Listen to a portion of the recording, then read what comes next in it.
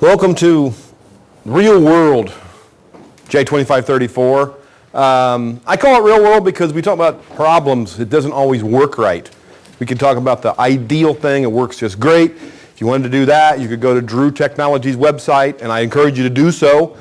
We might even show you a couple of short portions of some clips from their website because they give you step-by-step PC screenshot tutorials of using their tool on various cars. So you can see how the websites work of the various cars, how their tool works and so forth, but they don't talk about any problems. Now they will help you with problems. In fact, most of the tool companies that are supplying the tools do. If they don't buy it. Hopefully you haven't already bought a J2534 tool and then called the company and said, I can't make it work, I'm having problems with it, and they go, hey, too bad, take a class or something, so sorry for your luck. So that's always part of the tool business.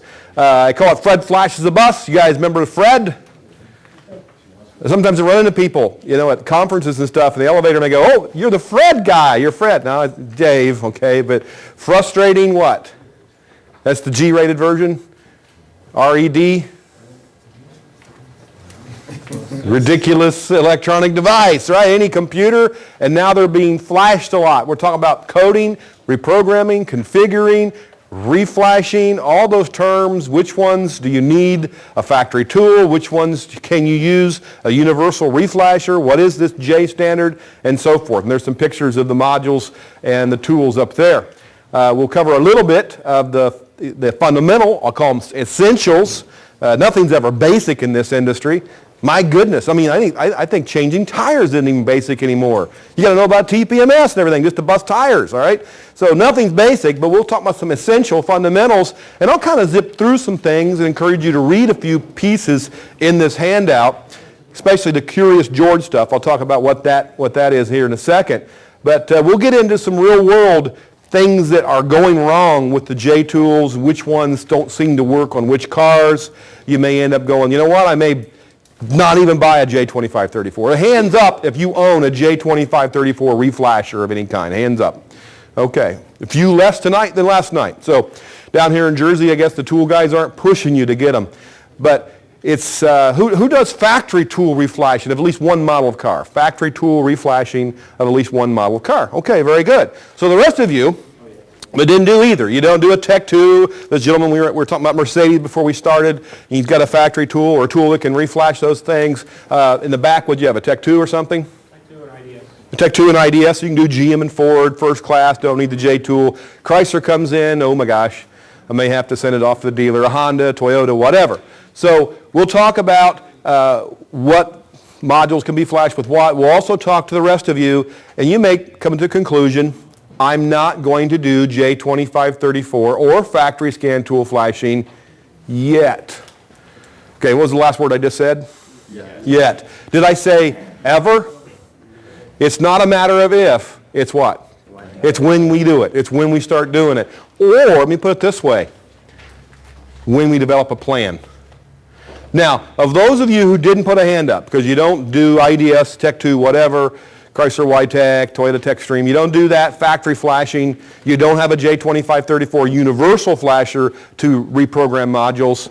For those of you who didn't put a hand up, all right, which ones send it back to the dealer? A lot of guys do that, nothing wrong with that. Who sends it back to the dealer? Okay, all right, nobody. Don't like dealers here in Totowa. Oh, Totowa. All right, who's got a mobile tech they call and comes to their shop? Very good. All right. Who is the mobile tech in here? Because I'll give you the laser pointer because you flash way more cars than I have. All right. Like, do you call John Anello? Yeah. Yep. I'm going to be getting into his business if I can convince you guys to get J2534. I don't want to do that. I like John. But John probably has more work than he can handle right now. And like a matter of fact, I said not if, but what? When you guys get into reflashing, because there's more and more things you can't even stick a part on these days. You can still change a head gasket, I think, without putting a cal in something, maybe a water pump. But beyond that, I'm not sure about water pumps. How about the Toyota Prius that has electric water pump? I've not installed one yet, but wouldn't be surprised if at some point in time it's got to be coded. It's, like anything else. It's got to be stuck on the car. Let's go ahead and get started.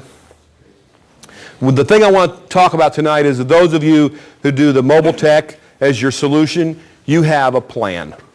For those of you who didn't put the hand up, I use a mobile tech. You didn't put your hand up, I sent it back to the dealer. You got to have a plan. What are you going to do when that car needs reflash? You just can't say, well, I'd like to fix it, sir, but it requires some, and you'll say the word, and it might as well be some foreign language off of Star Trek or something.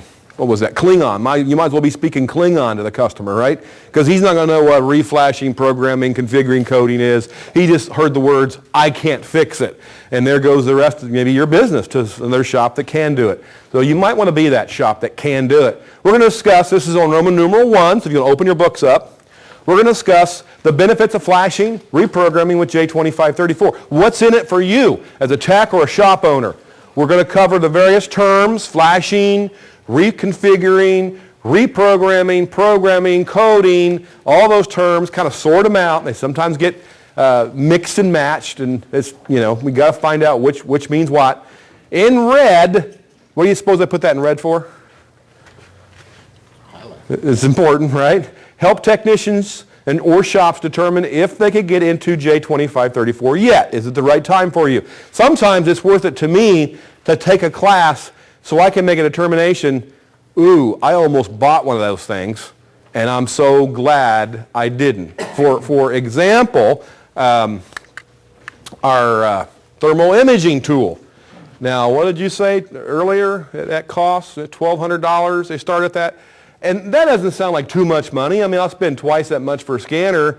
But if you go to his class and you go, oh my gosh, that's like hours and hours and hours of learning, yada, yada, that's not for me. Then you go, I just saved $1,200 a headache. Or you might go to his class and go, that's simple. It's like falling off a log. I'm buying one of those. I'm going to start doing some diagnostic thermal energy. It's the same thing with reflashing. So maybe tonight, the money you paid to come here and the time you spent is like, glad I didn't get that off a tool truck last week. I'm going to wait a few months or a couple of years or whatever and get it as my business case goes up. We'll give you return on investment calculations on figuring out how you're going to pay for it. Because you can have all the tools in the world and go broke if you don't have a return on investment plan. Provide the overview of available equipment and costs. So what's it going to take? Direct the tech to the various websites required to perform J2534. That's actually pretty easy. Easiest part of doing the job. Provide the do's and don'ts to prevent FRED failures. You don't want dead FREDs. And then finally give you an overview on how to flash a few OEMs. So we'll have examples in this presentation. Let's talk about this part in the red first, right off the bat. All right? Help you, the tech or the shop, determine if you're ready to get into J2534 yet. At that point, go ahead and use your handout as like a little clipboard and take that piece of paper I asked you not to look at, that single piece of paper, and quietly, without cheating, without sharing with other people around you, go through that carefully and fill out that little pretest that helps you determine if you're ready for J2534 yet. Go ahead and do it now. We'll give you a few minutes.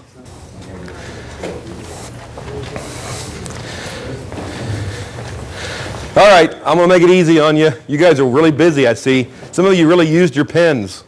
All right, let's hold your paper up, if you will. Let me see your paper. Who's got lots of writing? Oh, good, lots of writing. Okay. All right, no writing. All right. Hold your paper up if you have absolutely nothing written on it. You guys could be flashers. The rest of you, well, you're in class tonight, okay? That's all I can say for you. Those of you who hold the paper up that had nothing written on it, why did you not write anything on it? You always read all instructions before you do any damn. Yeah. And what was that written with? What kind of font? Bold? Bold. It was in bold. Read all the directions before you do anything. And you got to the bottom, it said, don't do anything, don't write anything. Put your paper down. But you know what? Those of you who have a paper with lots of writing on it, you're in my world because that's me. When you get those little license agreements, when you download software, you guys, I don't care if you're doing the latest Acrobat reader or some file, Ford module programming, update or whatever for your flashing. I don't care what it is. I scroll through it real fast and go, yeah, whatever. Click, I agree. I don't know, maybe I just agreed to give my next grandkid to the devil. I don't know what I did, but I said I agree. I figure it's lawyers, right? What are you not going to? You're not going to get anything if you say I don't agree, right?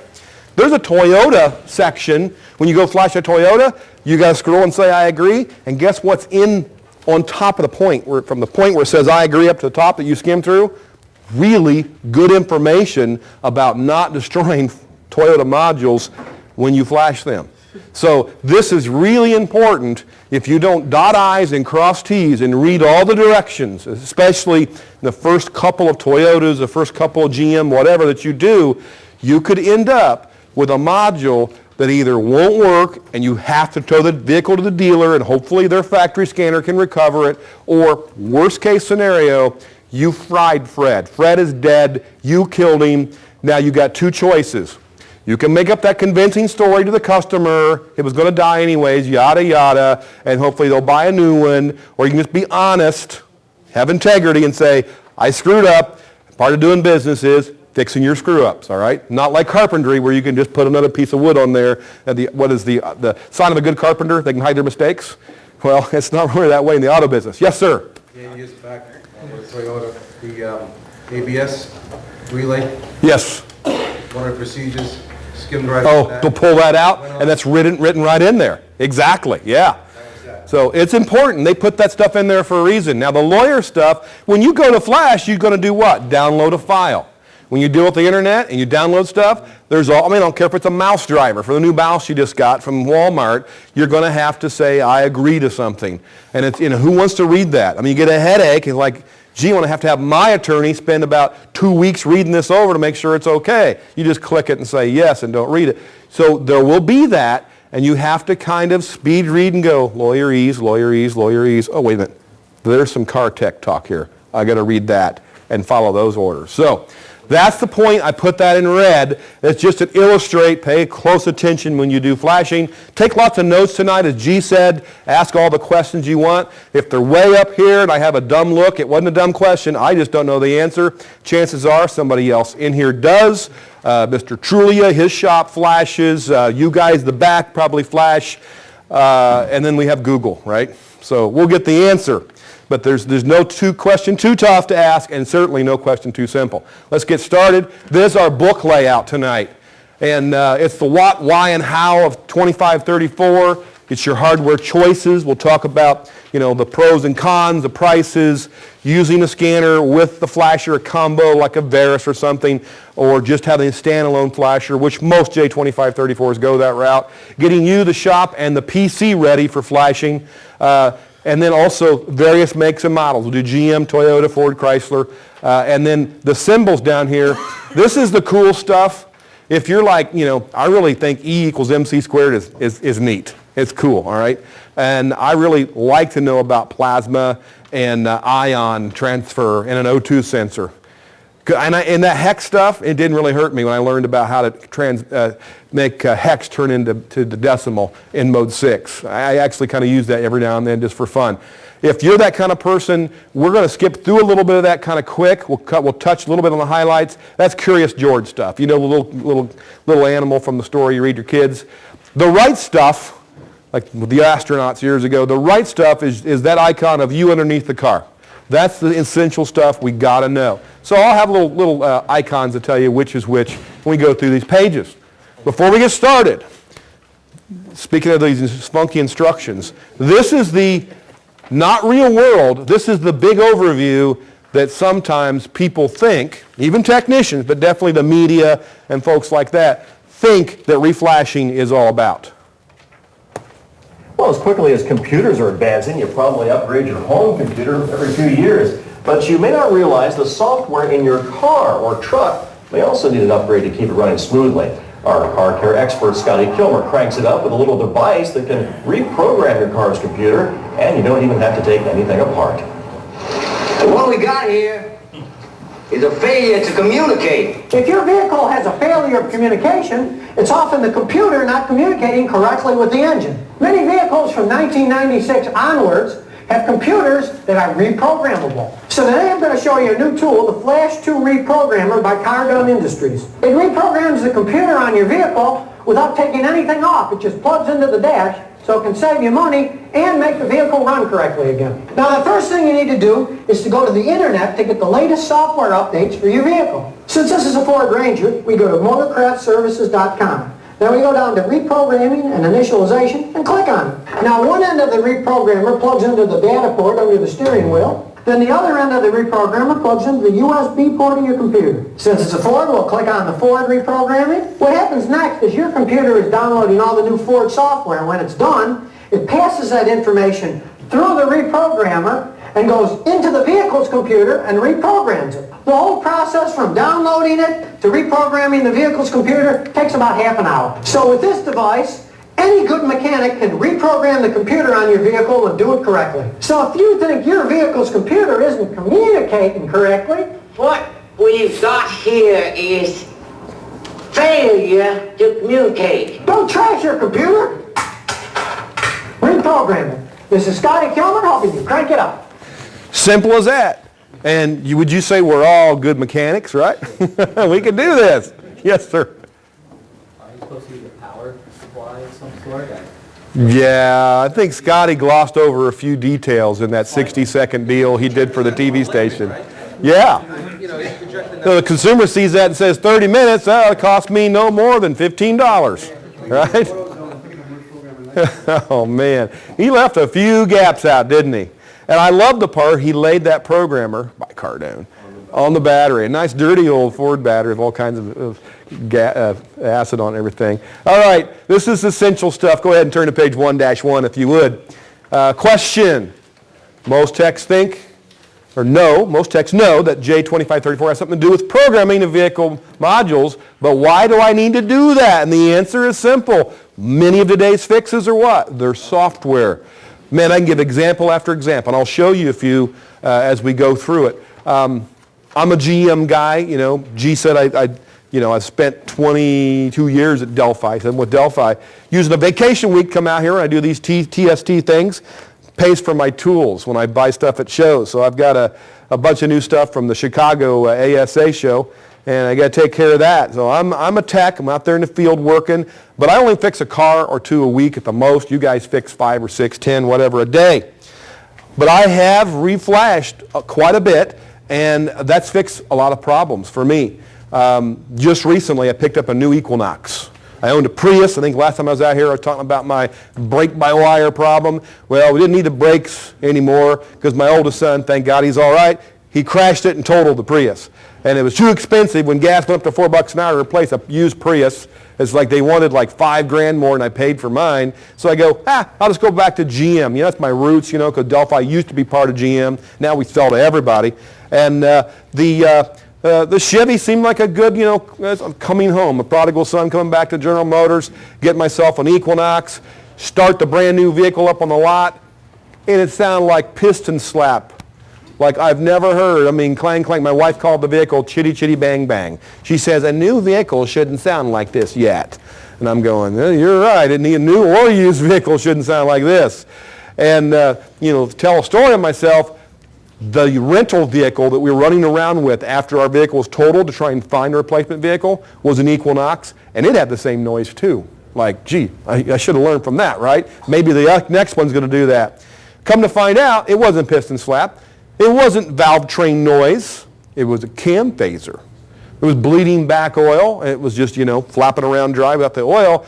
And they replaced a couple solenoids. I had to actually look up the preliminary information off the GM service manual online and hold that dealer's hand. But there was a PI that says replace the solenoids for the cam phaser and do what? Reflash. And what it did to keep that phaser, the old phaser with the new solenoids happy from here on out, was a new cowl that changed the pulse width modulation frequency to the solenoid. Now, I don't know how that does that, makes that better, but evidently some engineer figured out we changed the frequency of PWM duty cycle to the solenoids, let the oil into that phaser, that variable cam timer. It helps keep it alive and keep it from rattling. And we haven't heard a bit of rattle with that vehicle since then. It's been great. Fixed it with software. I'll give you more and more examples as we go, but one that comes to the top of my mind right off the bat. Anybody ever had a stinky AC system? You know, you have the window down just a little bit and you first turn the key on, the blower motor is on low, and it's kind of like a purging process. And so all the smell from the mold, the microbial growth on the evaporator, this purges and it's like, man, whoo, your car stinks. Anybody ever had one of those? You have to get like a disinfectant, you know, a spray, aerosol, whatever, to clean that evaporator core off. Maybe sneak in with, you know, through the resistor block and hose it down or whatever. But then what happens after a few months? It comes back, right?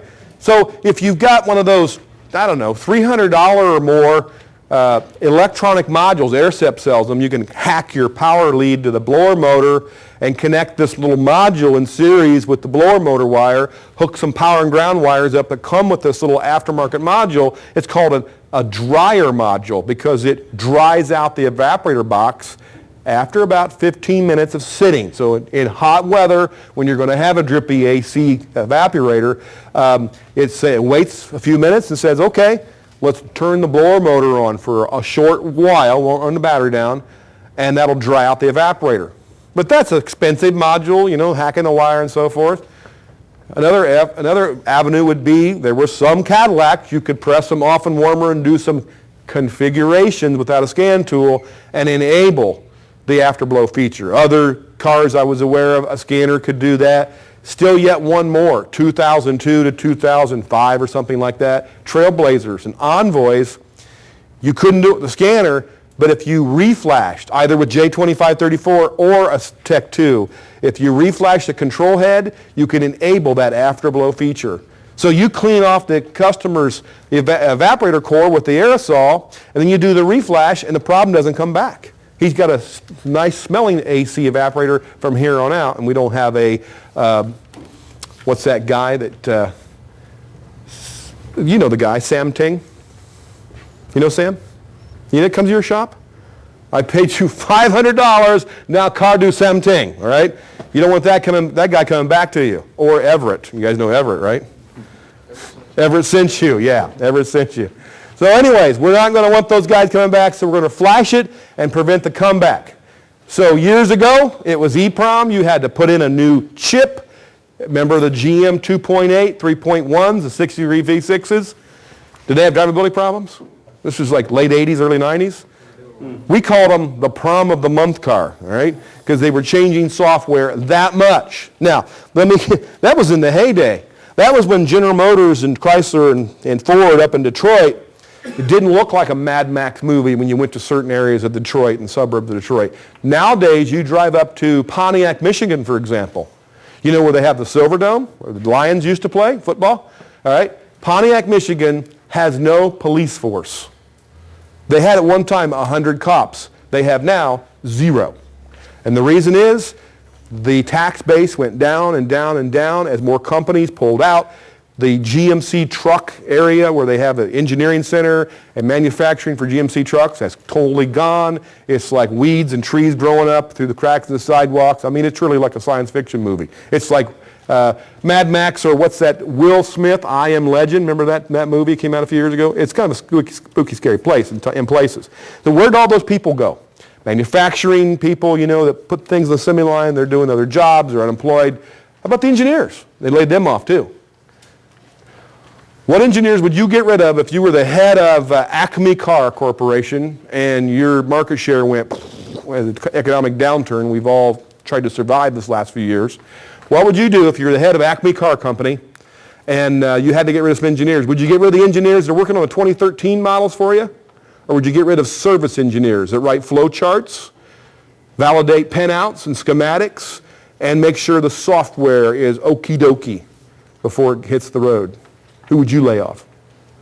The future engineers or the service engineers? You lay off the service engineers. We'll just cross our fingers and hope that a handful of them, the remnant, can do the job of 10 people and basically keep the wolves back on our service issues. So, I mean, GM actually got rid of their whole field service engineering staff and recently started pulling a few back in. I mean, so if you were a dealer, you were on your own. You know, in the past, you're a dealer, you just get finally after 4 or 5 or 10, calls to the hotline, you got, the cavalry to come in and they've got all the design engineers personal cell phone numbers. They work on the car, they figure it out, like the mobile tech, you know, riding to the rescue for your independent shop. These guys, they didn't exist for a long time. So that's why we have so many reflashes now, my opinion, all right, is because the validation of software has taken a little bit of a decline. Plus, what's happened to the accumulation of electronics on cars? It's exploded. And you know, you buy stuff. I've got this cell phone here. It's a Motorola Droid. It crashes all the time. I try to make it do more than one thing. It's like me. It's not a multitasker, right? I can drive but not talk on anything, you know. I can pull over the side of the road to talk, really. But this thing crashes and I have to pull the battery out and put it back in to make it work if it's trying to do navigation and talk or do 3G and do something else. So that's what's happening with all these gadgets on the car. They're needing reflashes. They're needing more software. They're not being validated. All right, let's move on. The rest of 1-1, dealers were the only ones that could do reprogramming in the past. That was a luxury they had. Maybe they let you buy their factory scanner, Tech 2, whatever, and a subscription to their website. Maybe they didn't. Now, with the EPA, this dates back to, guys, 1990. What was 1990? The Clean Air Act. What did it beget? The OBD2, which came around in 96, which is continually evolving, right? Yeah. And now we finally have, along about, we'll get into the dates on this, 2002, 2004, some documents they called J2534. EPA wants the independent garages to be able to keep the vehicles running clean, and that means recalibrating, or when you replace a module, getting it ready, calibrating it from new. The reflashability on some OEMs is all J2534 compliant modules, and others it's just powertrain transmission. It varies. Right down on this page 1-2, here's some note taking. GM, Toyota, and Ford are ones that come to my mind that you can completely reflash anything pretty much bumper to bumper. If that module can be reflashed, you can do it with a J2534, a universal device. So like the same device you use on a Chrysler, you can use the same thing on a Chevy, the same thing on the Honda or Toyota. Toyota, GM, and Ford come to mind as cars that you can flash anything. Chrysler comes to mind as the one that says, we're only going to let you do what the government made us let you do. And that would be what? Powertrain. Yeah, powertrain. Same thing with data, isn't it? Maybe we let OTC Snap-on have the data, maybe we won't. It's up to them on things outside the emissions world. So it's the one job you don't need to open your toolbox to do, reflashing.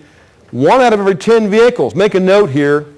That number is very conservative. Some studies are showing more than 3 out of 10 today come in your bay could use a flash. Could you use some extra business? Hold your hand up if you could use some extra business at the shop. I should see everybody come up, right? I'm overwhelmed. I got too much to do. That'd be great. That'd be great. Return on investment. 1 in 10, if that's the conservative estimate, 10% of the cars come in your shop legitimately need a flash. You can get your investment back in just a few months of the tool. And we'll give you a specific example of return on investment with the actual dollars and cents coming up. Other shops who are reluctant to send their customers to the dealer might send the vehicle to you. So if you have a good relationship with 5 or 6 other shops, I mean, come on, it's TST. You have good relationships with everybody in the room, right? Because you are the tiny minority of garages in this area, am I right? Where's everybody else? I'm guessing there's 500 shops within an hour driving radius of here. Would that be about a good estimate? Why aren't they all in class? Because they don't do training. They don't want to mess with it. You could be their sublet labor resource. You could be their plan for flashing. So something to think about. They may not even know what it is, but you do. No factory scan tool required for flashing. Make a note. But maybe for finishing the job, you might need a factory scanner. We'll talk about that. That's why I call this the real world reflashing class. We're going to talk about the good, the bad, and the ugly. Okay, Curious George. This article is right from SAE's website. It basically talks about the standard, and there's where we get the J prefix. Like J1850, what is that? I did a Fred Takes the Bus class here a few years ago, maybe at the big event, wherever it was. And J1850 is a SAE standard for data, OBD2, pre-CAN compliant data. And just so happens that General Motors and Chrysler picked Pin 2, and they have a single wire variable pulse width modulated serial data bus. J1850 compliant, so it's an SAE standard. Now SAE standards are pretty stringent, aren't they? Think about nuts and bolts. If you have a 3/8 fine thread bolt and you get a 3/8 fine thread nut out of the pick a nut section, is it guaranteed to fit? Sure. SAE standard, right? For fine thread and coarse thread? Sure it will. But yeah, and if you get an SAE fuse from Harbor Freight, guaranteed not to ever blow, right? No, I'm just having fun with you guys there. If you have a J1850 bus in Pin 2, Chrysler or GM, and it's variable pulse width modulated, it's pretty much going to work the same on both those vehicles. What about Ford's J1850? It's J1850 compliant. That's a standard, right? Pretty close? Nope. Anybody know about Ford's SCD bus? Serial Corporate Protocol? That's JC 5041.5 or something? Yeah, it's 2 wires, isn't it, on the DLC, pins 2 and 10. And it's pulse width modulated instead of variable pulse width. It's a completely different bus. But it's J what? J1850. Twisted pair. Yeah, twisted pair. So wait a minute, single wire, that's J1850. Twisted pair, it's J1850. You see where I'm going with this? The standard is not very tight on some things. Who made the standards? The Society of Automotive Engineers. Oh yeah, those Maytag repairmen that sit around not much to do, right? No, those poor devils that are doing the job of 10 people because the 9 guys got laid off, right? And the things happen in Japan. It's not like they've had a good go of it lately, right? Tsunamis and earthquakes and nuclear reactors melting down. Hard to get a part from Toyota now because of what's happening in Japan. So the SAE standard, what you're going to read about all that is nice, it's true, but it's very flexible. And that causes us a little confusion. We'll get into examples of that as we go. Now, more J1850, J2534 I should say, standard for reflashing, more Curious George stuff. Basically it says it doesn't care if you use it 232, RS-232, USB, you can use Bluetooth. There's a lot of things that the SAE standard does not cover in the reflashing. Now to get to the essential, need to know, the right stuff information on page 14, basically J2534 specifies a hardware device, and let me get sample one out here. By the way, you notice I pack these things in bubble pack when I travel this stuff, and what I need to do is I need to mark this cable goes with this flasher, because if I get them mixed up, they don't work. You may end up having different cables for different scanners. You don't want those getting mixed up, right? So here's a typical J2534 tool. This is a V-Tronics iFlash, or just the V-Tronics ES6510 vehicle programming module reflasher, whatever. It doesn't say it just says flasher, V-Tronics flasher. So anyways, this unit right here, J2534 doesn't care how you connect between here and here. They're just caring about how the software interaction takes place. That's all that's addressing, okay? How the manufacturer gets information, and I'm gonna have this guy in the front row. Can you be the World Wide Web today? Okay? You look like a wise gentleman that's had a lot of experience, so you are the World Wide Web this evening, okay? Tonight, you guys pick up an OEM. Pick one, I don't care. Pick a car make. You said Honda? Okay, Honda. So you are American Honda. And you have all the calibrations for every Honda that can be reflashed. Every module, I mean, even their little anti-theft, whatever needs a recal for a double EEPROM, you've got it. In the World Wide Web, the J2534 standard does not dictate how it gets from him to my computer. Obviously, the internet's involved, right? They used to use DVDs. That was permissible. That's kind of went away. But whether it's web, internet, whether it's a certain protocol of file transfers, a certain file management system, SAE don't care. And the government don't care. What they care about is between here and here. Then it goes to the car. Of course, the car company is going to dictate, the protocol of the bus, whether it's using the 2-wire CAN or J1850 single wire, whatever. So those are the variables, and variables do what to us in this industry? They bust our chops, don't they? They confuse us. They make our job interesting. Look at the job on the plus side here. The original document came along in February of 02. And then it was updated in April of 04. So 4 of 04, 2 of 02. You may actually see those numbers when you plug in your scan in your J2534 tool. It comes up on your laptop screen. You may actually see 02 of 02 and go, oh, that was a document. That was the compliance when that scanner, when that flasher came into life and started working with a particular vehicle. There's also a J2534-2, March of 06, 3 of 06. What did it do? It added more protocols. Now, what's a protocol? Protocol. That's Dilbert world term. We want real world terms. So what Dilbert calls it a protocol, we would call it a different kind of serial bus. CAN, keyword 2000, ISO 9141, J1850 or class 2 as GM calls it, and so forth. Those are protocols. Languages that the computers in the car talk on. That is what these standards add. Make a note down here that if you've got single wire CAN, now CAN is what's required for what model year going forward. You've got to have it. 08 newer. But for what modules? All of them are powertrain and chassis. Powertrain and chassis. So if it's power steering, electric power steering, if it's stability control, if it's ABS, you've got to have that stuff hooked to CAN. 2-wire, high-speed CAN.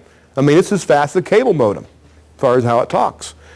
If it's a body control module, airbag, cluster, government don't care about that stuff. It's not a safety issue. I mean, the airbag's a safety issue, but the airbag doesn't blow because a CAN bus message told it to. The airbag blows because there's hard wires and sensors in the airbag system. So the CAN message would be simply for your tool to diagnose things, or maybe for the airbag module to say, I got an open coil over here in the passenger side, turn the light on, will you, and tell the cluster turn the light on. You don't have to have lightning speed cable modem communications for that to happen. So we're going to have low speed CAN or some other data bus for those other modules. We'll take General Motors, for example. And by the way, when did CAN start happening? Robert Bosch invented it. Was it in the 90s on some Beamers and Mercedes? Yeah. But how about in the the Asian and American car markets? Middle 2000s or so, they started, a few cars here and there. Dodge put it in the Durango in 05. GM put it in the Malibu in 04 or 05. So we started seeing it pop up. So those are cars on your radar, right? 05 Malibu, 04, 05 Durango, that'd be in your shop today. Those vehicles had CAN for chassis and for a powertrain, PCM, TCM. Who knows what they use for the other stuff, clusters and stuff. GM used what's called single wire CAN. It's a slow CAN bus. So it was just basically a little variation of their old J1850 class 2. It was instead of in pin 2, it was in pin 1. If you got a pin 1 on a GM vehicle and you're going to reflash an instrument cluster or a liftgate module, you've got to have J2534-2. So that's what I want you to write down. Single wire CAN, SWCAN, you need J2534-2. This is GM. And GM is the example here. So what are those modules that are not on a 2-wire CAN? They're body related, aren't they? Everything I mentioned. Because if it ain't body, it's powertrain or chassis. It's one of the 3 groups. So if it's powertrain or chassis and it's a CAN compliant vehicle, it's 2-wire CAN. And an older J2534 standard tool will take care of it. But if it's single wire CAN, you've got to have the 2534-2. Now, if your tool supplier doesn't know which you have, which he's selling you, then you need to maybe find another tool supplier. This is important that they know what they're selling you, or at least you can Google it, go to the company website and find out. All right. Oh, by the way, there was an older 2534. Didn't have the -1, 4 of 04. Didn't have the -2, March of 06, 3 of 06. It was 2 of 02. The older standard was for BMW, and you could only use, and Pierre, keep me straight on this, because you're the Beamer guy, you could only use the older box on the Beamers. It was a separate cable, like the Snap-on cable? That's correct, yeah. For the older people. Special cable. Sorry if you... So there was a workaround then with a newer flasher with a special cable. Automatically recognize that. Okay, so they are dealing with it, but you got to have the right cable. Interesting. That may explain why the E's, and I had to always follow directions. I used the E's flasher. I didn't bring one tonight. Mine broke. But the E's flasher had 3 cables, a green, a blue, and a black. And when you got ready to do a job and you actually, logged in to use the E's flasher and told it what vehicle you're working on, it says, get the green cable out. That makes sense. Well, maybe it was the -1, the -2, -3. I'm learning constantly. This thing is so fluent. All right, let's move on. More of the right stuff here. This is an example of a 6-step process that Toyota uses. So a little overview of how to flash. You got to install, and I want you to circle this, PC software, drivers for your J2534 interface. Circle that right there, right? And write the word first. Do that first. Gentlemen, yes, go ahead. Toyota had like CDs for a pretty long while, Yes, up to like 06 or 07. yes. The DVDs, they still work. If you've got access to those, if they're on eBay or whatever, the newest way of getting calibration Toyota would be through the web.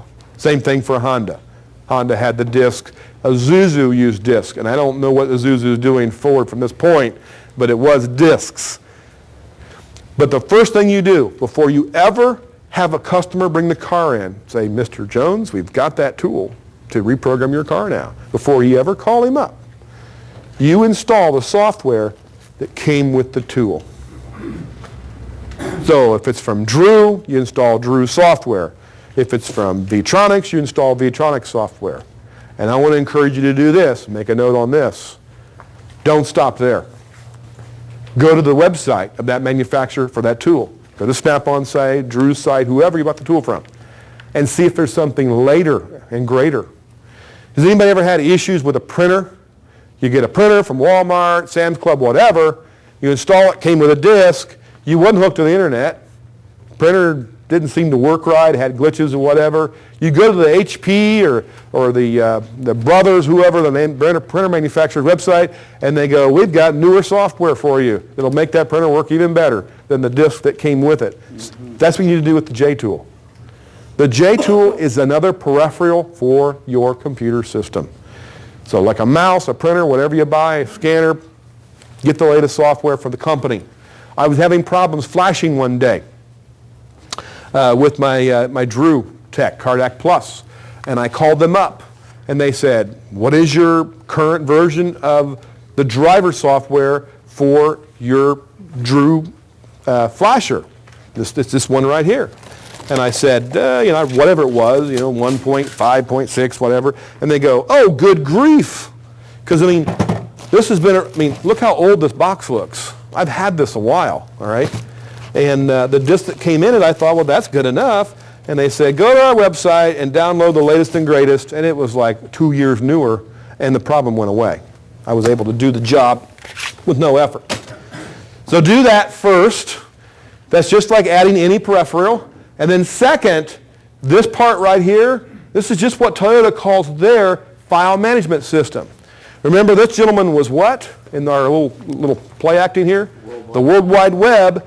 He's going to send the calibration from Honda. And now you're Toyota, so you switch to the other Japanese car company, and you're going to send me a calibration for a Camry with a problem that this Cal's going to fix. I've got to be able to handle that. My laptop's got to be able to handle that file somehow. That's a program to do that. Toyota calls theirs Calibration Update Wizard, CUW. And guess what changes? this can change. So it's like anything else. You've got Adobe Acrobat Reader, right, to read those PDF files. Does that ever change? Man, every time you get a new computer or go on vacation, come home, oh, there's a new Acrobat Reader download. You want to download it yet? I don't know. By the way, who says no to that stuff? There's an update for such and such on your laptop. Who says no? Who says no? Y'all just do it? For the longest time I used to. You know what? Sometimes you can't. It worked for a while, saying no. There's a great taste, less filling argument goes with that. From the manufacturer's standpoint, they do not like to change calibrations.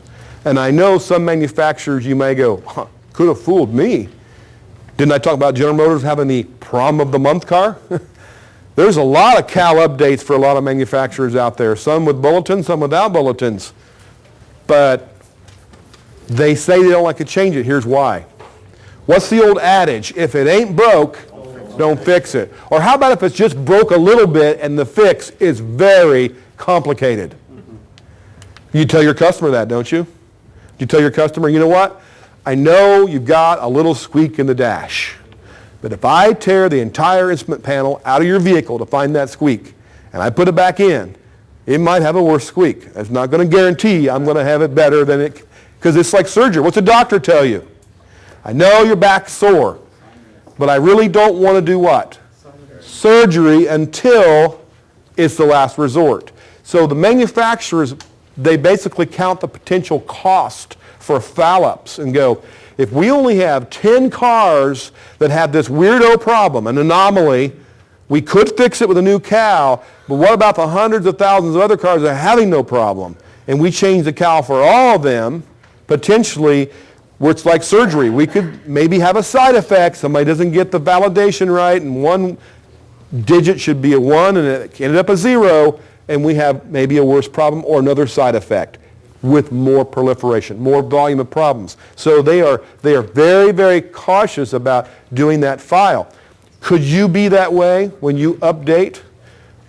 Big companies, not just automotive, but big companies in general, you may notice why they don't have the latest Windows. They don't have the latest Microsoft Office. Why is that? Cost, number one. Number two, risk, the risk. So if it's not broke, you don't fix it. So make this note. Don't flash unless you need to, unless there is going to be a benefit to it. Just because there's a newer Windows service pack out there doesn't mean you really necessarily want to go get it unless you're having a problem. Just because there's a new calibration on this Toyota is no sign you've got to go get it. Now, if you got a symptom and you got a TSB, and the TSB says we can take care of the symptom possibly with this reflash, then it's the doctor seeing the MRI and goes, oh my gosh, the only thing we can do for you is some surgery. Then it's worth the risk. You can't go backwards. Yes, that's true. You can't go back. You can't go back and put that old disc back in somebody's back. It has a crisper shift and the guy don't like it. Yeah. Because it may change it. It may change fuel economy, lots of little things, yes. No, because on the GM, you know, you can punch in the VIN number, and it brings up the whole list and history and so forth. Yeah. To see if you have a problem. The only time we could have gone back, there's a couple ways to go back. One would be if you were doing the standalone GM when they used to send the DVDs out with the calibrations on them, you could backdate your computer and put an older DVD in. Chances are you don't have one of those. The other way would be you call General Motors up and they may want to charge you for this, even though you have a subscription. And you say, give me a VCI number to get an older cal. And that's going to be a lot of arm twisting to get that done. And I don't know what the other manufacturers do because I've not been that intimately involved with problems with them like I have been with General Motors. But it is almost impossible to go backwards. So once you got the new cal, maybe it does fix a little pinging or something, but at the cost of some fuel economy. So there's some side effects, just like doctor doing surgery. Toyota likes to use little labels that tell you a new cal's been installed. So you're supposed to check for that label. That's all that's telling you.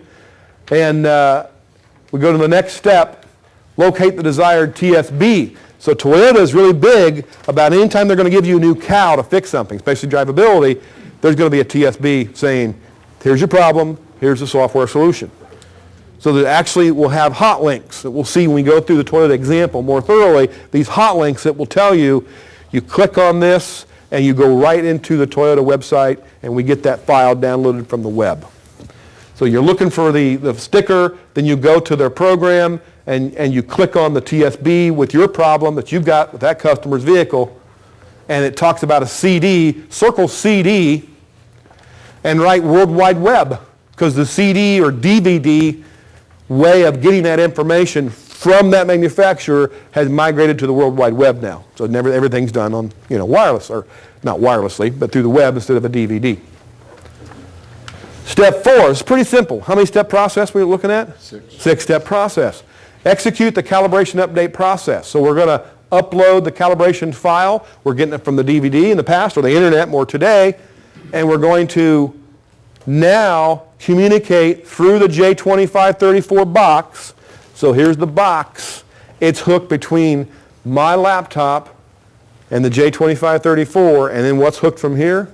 From here to the DLC. So they call that web, PC, J2534, car, all hooked together. They call it the pass-through, right into the car.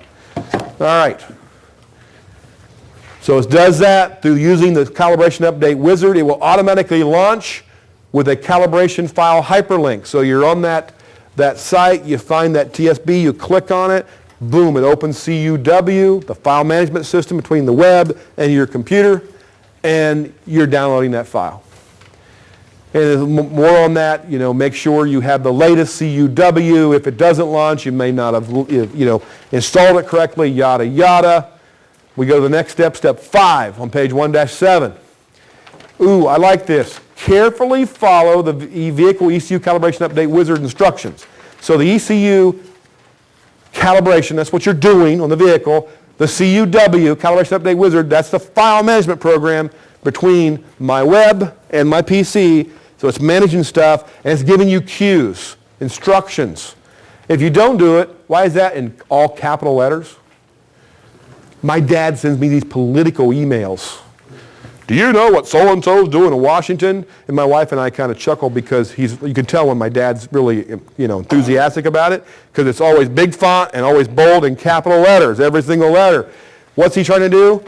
He's saying, Dave, let me get your attention. This is important, what they're doing to us in Washington, whatever. All right? So this is important. Failure to follow instructions and adhere to precautions, we even underlined it, can result in dead Freds.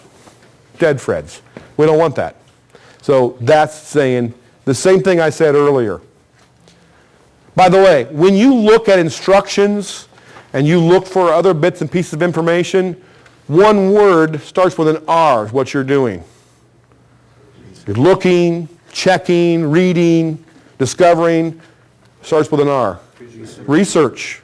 You're doing research. That's the biggest thing in J2534. That's the real world. The Scotty Kilmore world says, you just hook this stuff up, and you know what? In probably 80 to 90% of the jobs you'll do, it's just like Scotty Kilmore says. You hook this up, you do this, you hit some buttons, you got a calibration. But what about that 15%? Murphy's Law says, that'll be about every job I'll have in the next 6 months, right? That's just my shop, the way it always was. So when you're done following all the directions and doing your research and doing the job, what's Toyota want you to do? Use the label. Say then for the next tech, this has got the newest cal in it, this is the part number. Where do you get the label? The parts department at Toyota. Yeah. I guess you could use masking tape, whatever you wanted to do, or do nothing. I mean, I don't think there's a law that says you have to do it, but that's a professional way to do it. Now, Curious George here, how did it all work when we did this? We talked about the web, the PC, and the flasher. How did it all work? OEM-specific calibration files. That's what we're getting from this gentleman. This is what's defined by SAE. This is the J2534 standard. The programming application interface between you and here. All right? That's done with the API. Then the pass-through interface drivers, just like printer drivers, mouse drivers, and so forth, and then the car. So that was the process. And we look at API, application programming interface. This is an actual screenshot from my Ease flasher with things you can do and what they call that toolbox, programming toolbox. API is what? So for this particular application, we're going to do J2534-1, right? So that's in one of the earlier ones. We're going to hit this button on this particular flasher, and we can analyze the controller. What's analyze the controller mean? Yeah, see what the current cal is, because if you have the current cal and it's the same cal as what it says in the service bulletin or whatever, it's one of those cases where it ain't broke, but you can't fix it. By the way, have you ever had to reload Windows, for example, on your PC? You had Windows XP, and you didn't go up to 7. You reloaded XP. Who's done this? Did you guys just like to do it, or why'd you do it? You had a problem, didn't you? Yeah. You had a virus or some issue. Now, PCMs and things just don't go surfing into websites they shouldn't go and getting viruses, right? But can they get a virus? Could they get something corrupted in them? Sure. That is possible. Now, I've spoke with many engineers who will say, that's not possible. No. And so they don't want to pay warranty on it, so they won't let you reflash the same thing. Or they won't pay for it or whatever. Back in the Tech 2 days, it was an issue where you couldn't even do it. You had to lie to the Tech 2 and it would say, is this the right VIN? You'd have to say no, even though it was the right VIN. Enter the right VIN in, which was already on the screen anyways. Manually, you could put that same cal back in that vehicle. The reason a lot of engineers said that's hocus pocus is because techs were doing it when they didn't have a real corrupted software. Like you guys have said, I've reloaded my Windows. You had problems, and that probably fixed it. That's rare, isn't it? Yeah. So it's very rare for a PCM to get corrupted software. Now, PCM can die, or it could be reprogrammed incorrectly and die or whatever, but just to be driving in the shop and like, oh, some ones and zeros, just decide not to be ones and zeros one morning. That's really, really rare. When people have reflashed and said, I think I fixed it. Those ones and zeros got corrupted and I fixed it with a reflash of the same cal number.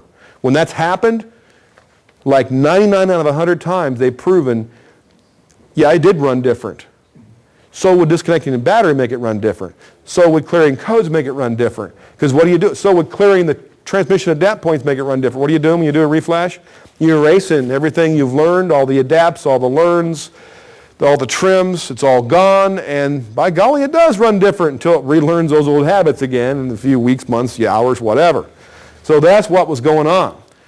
So analyze the controller. For the most part, you're not going to do an update unless there's an update to be had, and then actually reprogram the controller. We'll come back to these screenshots a little bit later. This is Curious George stuff. I encourage you to read it if you are curious about the high-tech end of how things are programmed. It has to do with electron guns and much like a CRT and actually burning out little segments of integrated circuits in that silicon to make those ones and zeros that become the software. So it talks about how we do all that. And remember the little memcals and proms that had a little sticker on them? And the sticker had a broadcast code like ADKY. Remember that? That number represented the long part number in 4 letters. You ever pull a sticker off? What the heck? No Curious George? Just pull the sticker off, see what's underneath there. Pull the curtain back, see who's behind the curtain. Oh, it's an old man pulling levers. It's Wizard of Oz after all, you know. Some people want to know what's behind the curtain. So I pulled the sticker off, a piece of glass. Underneath the piece of glass, a chip. The glass allowed ultraviolet light to come in there and erase the programmable read-only memory. But it was erased electronically or with light? With light. You don't have the stickers anymore. You don't have the windows. It's all done through the DLC with flash. It used to be double EEPROM, guys. No longer double EEPROM. It's called flash prom. What do they call these things right here?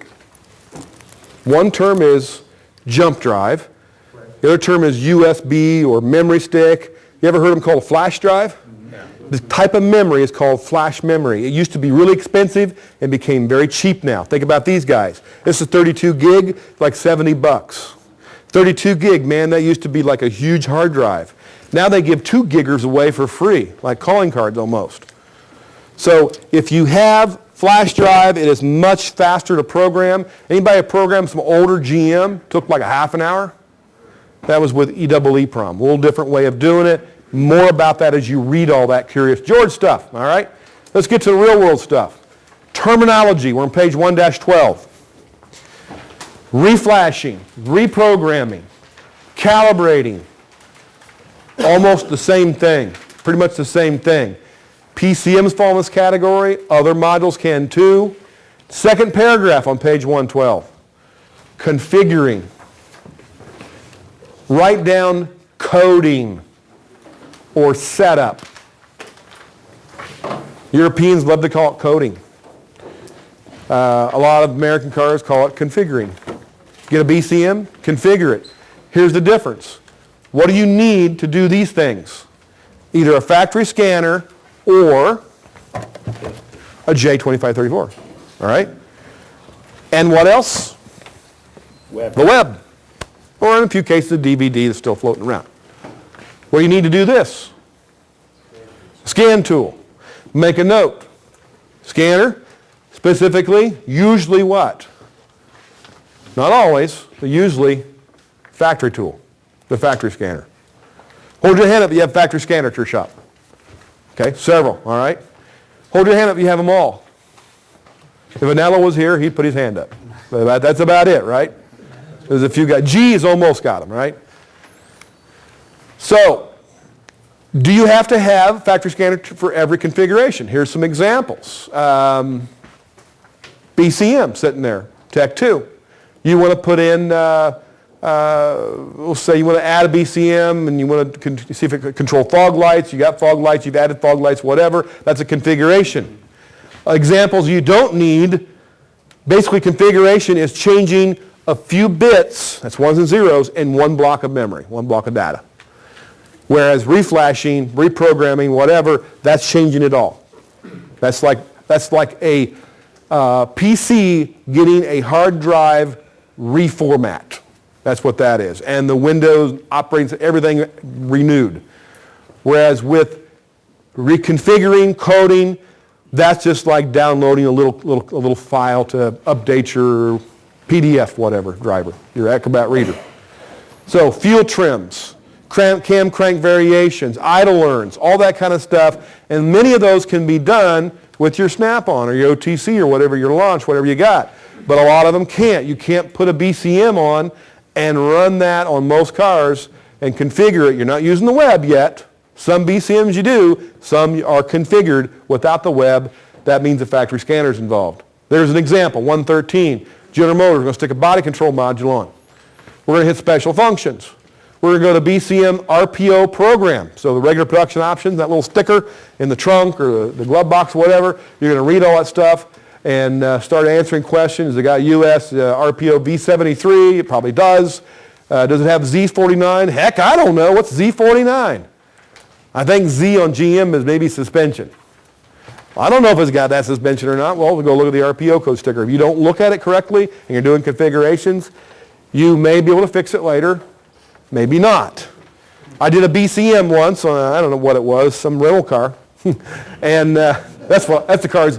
When I say I fix a car 2 a week, sometimes it's because I broke a car 2 a week. I had to fix it. It's usually a rental car.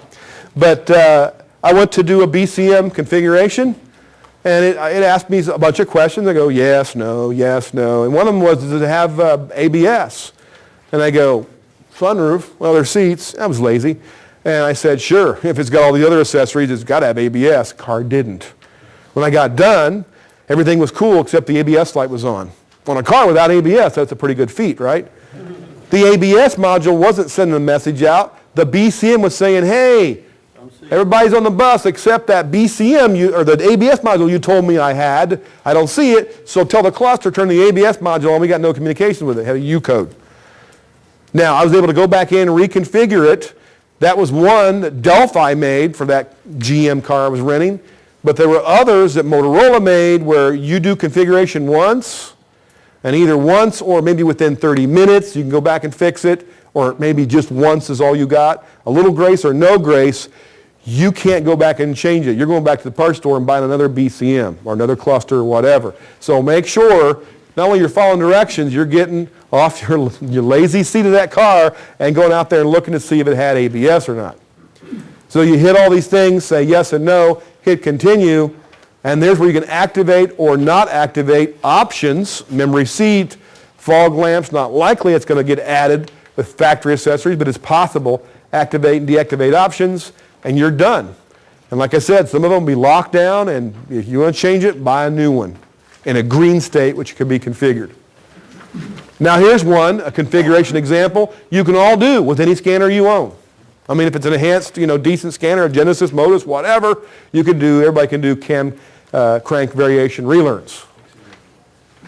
2-1, what do I need to buy? Well, the car's already got that and that. You probably already have, not probably, you already have internet. Now, who's got dial-up? That's right, we talked about that last time. It's all you can get, right? It's not because you're that way, right? It's like all they got out there where you are at. What happens if this connection goes down while you're programming?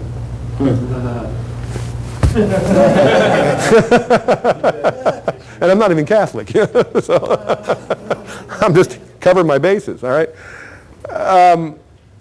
It can be recovered sometimes with the factory tool or just another flash with your J tool. Other times it's dead. It depends on the module, at what point, a lot of different factors. I'm not sure if the phase of the moon's involved, but it's probably up there with EVAP monitors running. So it's like, whether you do or don't, throw the dice, hey, it recovered when the internet came back up. So do you have any broadband internet coverage? I can still fire signals from across the street because they have it on the other side of the road. Okay. So there's hook or crook ways to do things. Broadband is for, like my dad lives 5 miles from town. It's not that far. He lives a quarter mile from a high school. And I know they got high-speed internet, but they never ran cable down his road. No cable TV. His options were a satellite. That's expensive. HughesNet or whatever, like $80 a month. I don't know what it is out here, but probably more. But, or finally, something called Hoosier Broadband.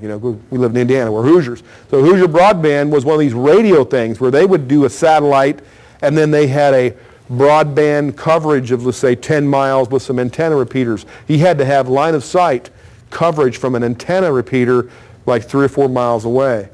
And so he finally got broadband. And it came down finally in price like $45 or $50 a month. And I will call it about the same speed as DSL. Who's got DSL at their shop? Using your phone line.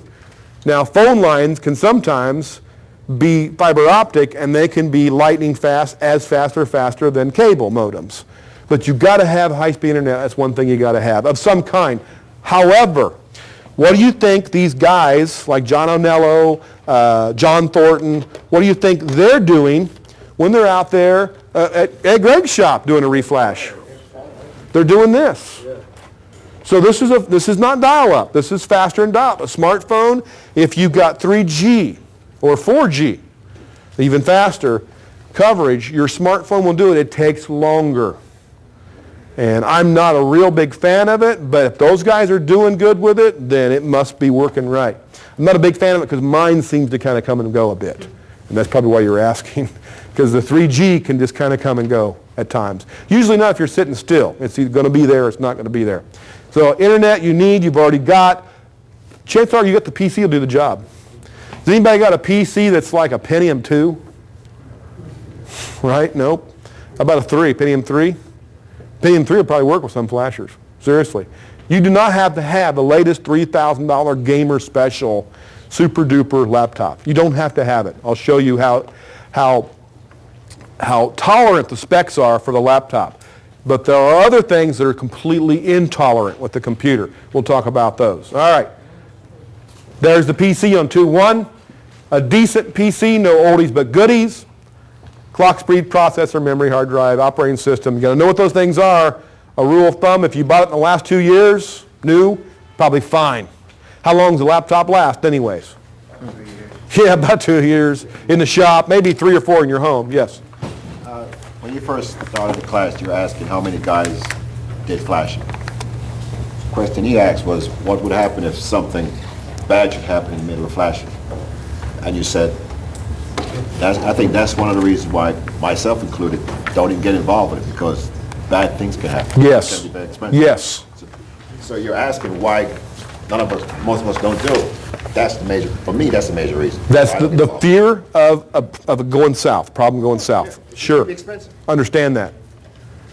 I don't And- know about anybody else, but me personally, that's the reason why. I would imagine that is a big factor Absolutely. with several of you. And I don't blame you. I don't blame you. That's why I really emphasize good internet connections. So if you're really flaky on the fringe, let's say you're John Anello and you're using, you're going to places where you get there, they've got high speed, but it's Billy Bob who has the password and he's off today. What's John going to do? Come back tomorrow? So I know Thornton said he exclusively uses wireless, with his phone, the smartphone, or not smartphone, an air card, same thing. An air card, right? Right inside the computer. So that's a little slower. If you're getting like 1 bar, 2 bars, 3G, not 3G, you move a couple of feet, that would be a bad idea. That would be risky business. If you've got a flaky router and your internet goes out all the time at your shop, like, man, I'm looking at Mitchell and it's gone. This happens over and over and over. I wouldn't want to get into the J-flashing, but I don't want to overemphasize this and scare people out of it. If you got good, decent internet, you're fine. Yes? I mean, to just put in perspective, I always hook up the Cat 5, just don't have to worry about the router. Yeah. But if I take the Tech 2 to the car, obviously it's loaded already, that's a different situation. But if it's a pass-through situation, even with the Tech 2, I leave the Cat 5 hooked up. So there's, hey, listen, you could still lose the signal on the Cat 5, right? Yeah. From them. He's talking about a couple things here. The Tech 2 can be used in what's called a remote, and we'll talk about that when we get to General Motors a little closer, or what's called a pass-through. You see how that's J2534 and what? What's that say? Pass-through. Everything from the internet to the car passes through the J tool. What he's mentioning is, and I'm going to take a Tech 2 and pretend I'm doing this, all right? Here's a Tech 2, and literally here's a car on the bench, okay? So here's a little box representing the dash. Underneath it's what? You guys see this up front? ECM, old ECM, okay? I'm going to go in here and I'm going to go into service programming system. I'm going to request data, and what that does is it says, hey, who on the car talking on that serial data bus can be flashed? And they all answer, I'm the BCM, I'm the PCM, I'm the cluster, whatever. I'm the radio, air control head, whoever can be. Maybe it's an older car, 99, and just the PCM is all you can flash. So you'll have a list of all those modules in here, the VIN number and all the calibration numbers for all those modules. Then you will literally unplug from the car. So I had it plugged into the car. Now is my scanner dead? Yeah, my scanner's dead. I go over to the PC, grab my 12-volt power supply, because in General Motors days, years ago, they didn't have laptops in the bays, like pretty much everybody does now. They had a PC, a tower PC, back in the break room, next to the refrigerator and the picnic table and the television and the service manual catalog, and they had, that's where the computer was, with the hardwired cable, Cat 5 into the back of the computer. They hooked a DC power supply, make the Tech 2 come on, hooked up an RS-232 cable between the Tech 2 and the back of the computer, and now we turn this on, and it says, all right, this and this shake hands, and it says on the programming screen, it was GMTIS, it says, these are all the modules you can calibrate, which one you want to do. I pick one, I download the latest cal, it goes into here. What do we have inside of here? It stores that information? No, because I'm unplugged right now. I'm unplugged again from the computer, but I call it the spook in the box, like Ghostbusters. In double EEPROM, burn in here, is that calibration I just downloaded from the World Wide Web. Now I go back over to the car, I plug in, scanner's going to do what? It's going to light up, and now instead of saying request data is my only option when I go into service programming system, I'm going to have request data and reprogram vehicle. Because what do I have in here now? Ghostbusters, I got the spook in the box now. So I got the calibration in the box, and now I can shoot that from here into the computer. Where's the web? Not anyways near my bay. That was called remote programming, okay?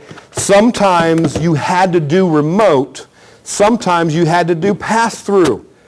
It's like if one didn't work, you tried the other, right? So that was literally what happened in a lot of cases. And they were preferences on one or the other. J2534 is exclusively pass-through, okay? So you look at these computer specs. This is for the Ease programmer. Delphi hooked up with Ease for a few years. We actually co-branded. We're not really selling them anymore, but our hotline supports it if you have one. And they're good at supporting it as well. And 600 megahertz processor, is that really that new? No, you can pick that up at a yard sale. One of those police car, decommissions, laptops, whatever, like they have, the tough books. That'd be perfect. 256 mega RAM, is that a lot? That's not gig, that's meg. 1 gig of hard drive available. Maybe the DVD-ROM for the old Toyota or Honda that still used it. 1 USB port open, no problem. Hey, my kid's computer can do that, right? Keyboard, mouse, a graphics card with 256 colors. I'm not looking at a expensive computer here. Internet connection, valid email account, because you're going to go hook up with these different manufacturers. XP, 2000, Vista, and so forth. Adobe Acrobat Reader, because when you go to Chrysler, there's a big PDF file you have to download. Java, what's that? It's not from Starbucks. This is operating systems talk, Java. And you'll be prompted to update your Java. Let's see, going to General Motors or different manufacturers. Pierre pointed out last night up in Southbury that the BMW has a different Java source. Instead of Microsoft Java, it's Sun Microsystems Java. So for the BMWs, Every website tells you what they need. yes, that's the key. Every website tells you what you need. Where do you find that out? When you do your, what's the R? Research. Research. Current available version of VirusScan, but make a note here. You'll turn VirusScan off when you're flashing. You'll turn VirusScan off when you're flashing. The last thing you want it to do is start doing something, looking for viruses. Yes? Have you seen problems with Windows 7? Yes. And that's why when you buy, make a note here. Thank you for bringing that up. We're looking at buying a computer maybe. My computer's old, unreliable. I want a reliable computer. I'll buy a new one. If you get a new computer, it's fine to get Windows 7. Get Windows 7 Professional. Windows 7 Professional. Not Home, not Starter, but Professional. You're going to pay more for that. You go ahead and get one. You get a good deal on it, but upgrade it to Professional. Go by the software store, get you upgrade Professional. Professional will let you launch the term I'm looking for, G, help me out. XP, virtual XP, what am I looking for? Oh, yeah. I'm trying to think of, it's basically you take Windows 7 and it goes in emulation mode. Emulation mode. Yeah, you go in and you're better off if you get a 32-bit Windows 7 professional system. That'll make a XP professional emulation mode that works perfect. So it's very hard to find any XP. So you said a couple things. You said a lot in that sentence. You said 32-bit Windows XP, 7 Professional, and emulate Windows XP for those companies, car companies that want XP, or flashers that want XP only. They don't do 7. There's some older printers that won't do 7. You have to have, XP. But you said bit. And that's the processor, the main ECU in the computer. So not only do we have the speed of the processor and the family of processors, Celeron, Athlon, Pentium, dual core, we have also the number of bits the processor is operating with. 32 is cool. That's actually an advance. 64 you had a problem with on which model? You'll get quite a few programs that'll crash with 64. They don't recommend it. GM is the only one with the MDI that'll tell you, you could use it. It's just like when you first get All Data or Mitchell. In the beginning, they tell you to kind of stay away from the new operating systems, but they haven't tried it and debugged everything. So I would stay with Windows 7 Professional that you can emulate 32-bit, emulate to Windows Professional XP. It's not hard to do at all. Now, you get these laptops at multiple places. So you're buying this new laptop. It's got a 2.8 gigahertz processor. I forget the processor names these days. They keep changing as fast as I can keep up with them. Yeah. Don't get a 64-bit processor. So if you'll know, it'll say 32-bit, 64-bit, then it'll say Pentium, Athlon, Celeron, all those terms, whatever. Don't get the 64. There's been known bugs with that. All right? Let's keep on cruising. You've got to have good internet. A lot of techs are recommending the Cat 5. The gentleman in the back said he wants his laptop hooked to a cable. Because the wireless, who knows? It's a little extra insurance. I'm not the least bit hesitant if I've got good wireless in the shop and a good internet provider that's not crashing every 2 minutes, that I'm going to do fine. I'm not going to lose any controllers. Now, what worries me about this is the goober factor. All right? I have been guilty of the whole goober factor. I have been goober pile, all right, from Mayberry. You know how we get tools and we work them hard, all right? You get a ratchet, you get a tooth that comes off, and I'm going to get that fixed. But then it goes in the back of your drawer, and you get on some other job, and you're using that ratchet, and it's across the shop, and there's that old ratchet, it's got a tooth missing. That'd probably be okay just for what I'm doing. I'm not busting loose a big bolt. So you get it back out, and you use it. Same thing with cords and connections and cables and things. I had an RS-232, with the little ears like a big phone cord, that I used to update, flash with, and update my scanner as well. And I was updating my scanner one day. And it got right in the middle of updating it, and this cord I should have thrown away. I had other good ones, but they wasn't handy. And the bad one I should have thrown away was handy. The little latching ear, this part right here that you're looking at that holds it in right up on top, it was broken off. And I thought, I'm a big boy, I'll be careful. I just won't step on the cable and yank it out of the back of it. Somebody else walked through, stepped on the cable. Yanked it out right in the middle, reprogramming my scanner. My scanner memory card was dead. I mean, it was a big old hassle, several months. I had to use another scanner for a long time. Several months before I could figure out how to recover that card.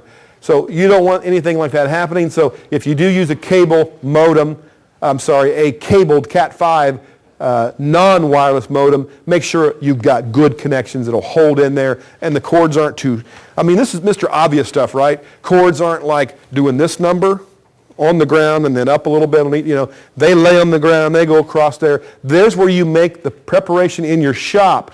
Here's the bay I'm going to do this. The internet is wireless, it's healthy and reliable, or the cable internet is a short cable right over to a bench. I'm not stringing it across the floor a long distance. All those kind of things. You know how it works in the real world. We don't want to do anything like that when we're doing flashing. We want a very neat and professional connection. Buy your equipment from a known reputable source. Everything's made in China these days, right? Does everything made in China equal? There's the brand X clone stuff in China that you wouldn't feed to your dog, and then there's the good stuff made in China, like my new GM MDI made by V-Tronics. They have a plant somewhere in China, but they're making sure those guys do it right, and there's not some, black market Chinese thing going on. There's a lot of good flashers made right here in the U.S. That Ease is one of them. All right, if you're going to scan, and the Snap-on guy said, I can get you flashing with your scanner, he's really just saying you can use your Veris as a PC, and that's true. And he sells you this, but you could have used the laptop with this as well. Now make a note right here. That's called the Snap-on pass-through. Does it look a lot like that? Drew makes the Cardac Plus, and Drew makes the one for Snap-on. But here's another one I want you to make. I want to work with Hyundai. Some manufacturers will And my conspiracy theory is, just working for an OE, it's like if somebody gives you something for free, you're inclined to test it. You got to go on the web, shop, find something and buy something. If you're understaffed, you may not test it. I don't know if that's true or not, but manufacturers, for whatever reason, are just validating certain flashers. Whether it be because the others failed, was not reliable, or maybe they just didn't get a hold of them. Nobody sent them one for free in the mail, so they never validated it. Or they didn't have time or manpower. Whatever the case, Hyundai is one of them that if they did not validate it, they don't let you flash with it. So technically, Drew made that for Snap-on. But Snap-on wanted a custom chip in there that when you launched the application on your laptop said Snap-on. It was cool. That custom chip made it think, or made the Hyundai website think it was not a Drew Cardeck Plus. And so it goes, you're not going anywhere. I'm not going to give you any information from the Hyundai web into that computer for this tool because you're not on the kosher list. Now, other manufacturers will list this one, another one, but won't list yours. And you use yours and it works great. So that's one of those buyer bewares. Where do you find out? Our word? Research all the manufacturers that you anticipate in your business model, reflashing, and say, okay, what flasher, what common denominator flasher is out there that meets most manufacturers' validations? Not requirements, but we validated it. Means we promise that one will work. We don't know about the other ones. This blue one will work with most. Now, am I making an outright recommendation for Cardeck? Nah. There's a lot of good flashers out there. But I've seen this one pop up on more of the validation list of more manufacturers than most other ones. And my buddy, Bob Augustine, who is my flashing hero, because he worked for Bosch and was instrumental in a lot of stuff that went to AC Delco and other manufacturers to get involved in flashing. When he left Bosch, he went to the real world, Christian Brothers. It's a chain of high-end garages. There's 80 of them around the United States, mostly in the South. But they're moving forward. They're coming north, guys, all right? They're going to be your competition. And these are really well-equipped factory scanners, yada, yada, plus J-tools. They flash them. And these garages, they have problems when they flash because, occasionally that 10%, 5% that can be a little mischievous. Guess who gets the phone call? Bob's job is to equip them with tools, handle tool needs, car questions, and so forth. So we were on the road one time going to do some training together, and we're going between Houston and Dallas. And in the car, 4-hour drive, he got like 5 phone calls from techs at one Christian Brothers franchise or another saying, hey, what do I do? I'm doing something simple. What do I do when this goes wrong with my flash? And he'd give them the information, they get back in business, and they're going. So this guy is really knowledgeable, and you'll find some silver bullets in the back of this presentation that we'll recite tonight that are directly from Bob, who does flashes or helps guys flashing constantly. And he told me once, Drew Technologies is the gold standard of flashers, all right? And that's on video, probably get me in trouble, right?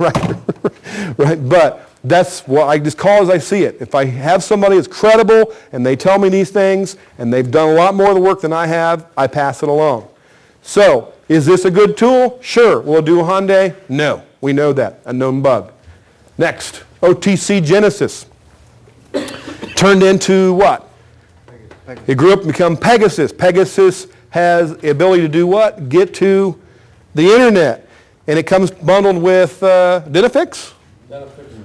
Yeah, so it's a good tool. I mean, I'm not comparing one to the other, whatever. They're both good tools. You can scan. They don't charge as much for the flasher tool because you already have the box to plug into your DLC for your scanner that acts like a J2534 flasher. In fact, that's what it is. It's a J2534 interface between the DLC and the Pegasus. So all you need is an extra cable and some software, and they charge you $400 for that, all right? Now, if you don't want to have the big clunky handles, the size of a steering wheel scanner, and they keep getting bigger, you want to go laptop scanner, but you like Pegasus, it's good software, it's a good scanner, you can get Pegasus PC. There's your PC, you're paying $0 for the hardware, where here you're paying $5,200, but you got to buy the adapters and so forth, which is this is your adapter to make this a Pegasus on your laptop. that adapter is a J2534 tool. So to add J2534 to a Pegasus PC is virtually nothing. You've already got it. Now, this device right here, I said it was a what? J2534 is Honda's J2534 for their Honda factory tool. So when I say J2534, I'm talking really about two things. A flasher, universal flasher, right? And for some manufacturers, it's their scan tool interface. So if you're going to be at a Honda dealership, you're going to plug in the scanner. It used to be the Teradyne, and then some other ones before that, and it was the V-Tronics MasterTech MTS 3100 or whatever, like a Big Tech 1 or whatever. But Honda, more recent years, went to a PC and they used this unit. It says Honda on it, but it is the same thing right there as the OTC. So if you want to flash Hondas or scan Hondas at factory level, you can get this piece. Flash them, scan them, and if you've got this as a flasher, guess what else you could do with this? Scan other vehicles with Pegasus PC software or flash other vehicles. So this is an option. Buy this, buy that, 4200. You're scanning cars with basically this thing, just not the hardware. You're using your laptop as the input-output display, and you're flashing, you're scanning Honda at factory level. Now make a note here. If you have a J2534, that's the OTC version, this piece right here, you can factory scan Honda. Any J2534 will factory scan Toyota, Lexus, and Scion. So make that note. Any J2534 will scan Toyota, Lexus, and Scion. Any of them. Now they will tell you that some other flasher is what they validated. But Bob tells me that the Christian Brothers stores, they don't necessarily get freaked out and say, well, we're going to get the Drew or the Drew Mongoose. He says, we got a J2534, we just scan Toyotas. Now you need the software. That cost, but the hardware you bought. So any of them will work. With Honda, just this one works. Are you clear on that? For scanning factory level. Speaking of scanners, scanner-flasher combination. This guy right here, the MasterTech, it grew up from the handheld job with a screen on it to the MasterTech VCI, a PC version of the MasterTech. Good tool. I don't have that one, but I have the older MasterTech, the handheld job. And, does GM, Ford, Chrysler, Honda, Toyota, does a decent job of scanning them, not factory level, but if you have the card in the side of it for Toyota or Honda, it will do factory level on some older Toyota and Hondas. The green version is a PC-based version. It's also a J2534. So if you're going to buy the green version, you're buying a scanner, combination scanner flasher. It will scan with Toyota software subscription. It will scan Toyota, Lexus, and Scion because what? Any J2534 will factory scan a Toyota, Lexus, or Scion. $4,000 gets you this unit to scan and flash both. Now let's just go to the flashers only next, okay? Flasher only, one more. You can buy from Ease, it doesn't have to be through Delphi if we don't support it, sell it anymore. We support it, we don't sell it. If you want to buy this Ease J2534, the longer one, the UVI, will also scan. Not factory level, but scan, much similar to a VCI MasterTech. Basically like a Genesis level of scanning or a Modus level of scanning. This is the Ease scanner and flasher, about $4,000 the combination. Now we go to just J2534. So it's not going to scan your Buick or do chem crank variation, learn on the Chevy or look at mode 6 on a Ford. It's not going to do that. It's just going to scan. So there's the flasher by Flasher Pro by Ease, Bosch. I'm sorry, not Ease. V-Tronics / Bosch, 1725. Bring your own laptop. Does not support off-board programming. Does that affect you? The parts store it does. Now I guess if you got ambitious, you wanted to sublet labor, you could buy the cables on, let's say, that one, or that one, oops, that one. You can buy the cables and you can do offboard programming so the people in your shop or your area could bring their PCMs to you. But that may not be, something you're looking at. But the list, 1725 for the Bosch. This is standard motor products, it's $13.95. This is the Drew Mongoose, little note on that. I say it's $500 each. Boy, you gonna buy more than one? Yeah. These have a model for every OEM. The GM's got a Drew Mongoose. Chrysler's got a Drew Mongoose. Ford. Toyota's Drew Mongoose is what you see when you go to Toyota's website and look into buying an affordable tech stream. Let's do that real quick and we'll take a break. To the web.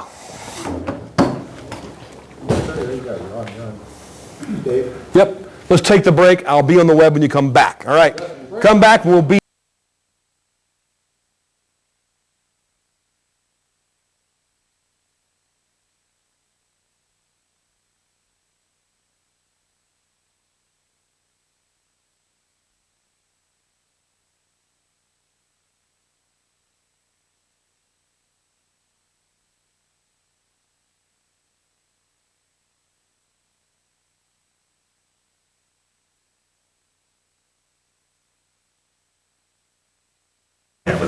Now we'll start up. All right.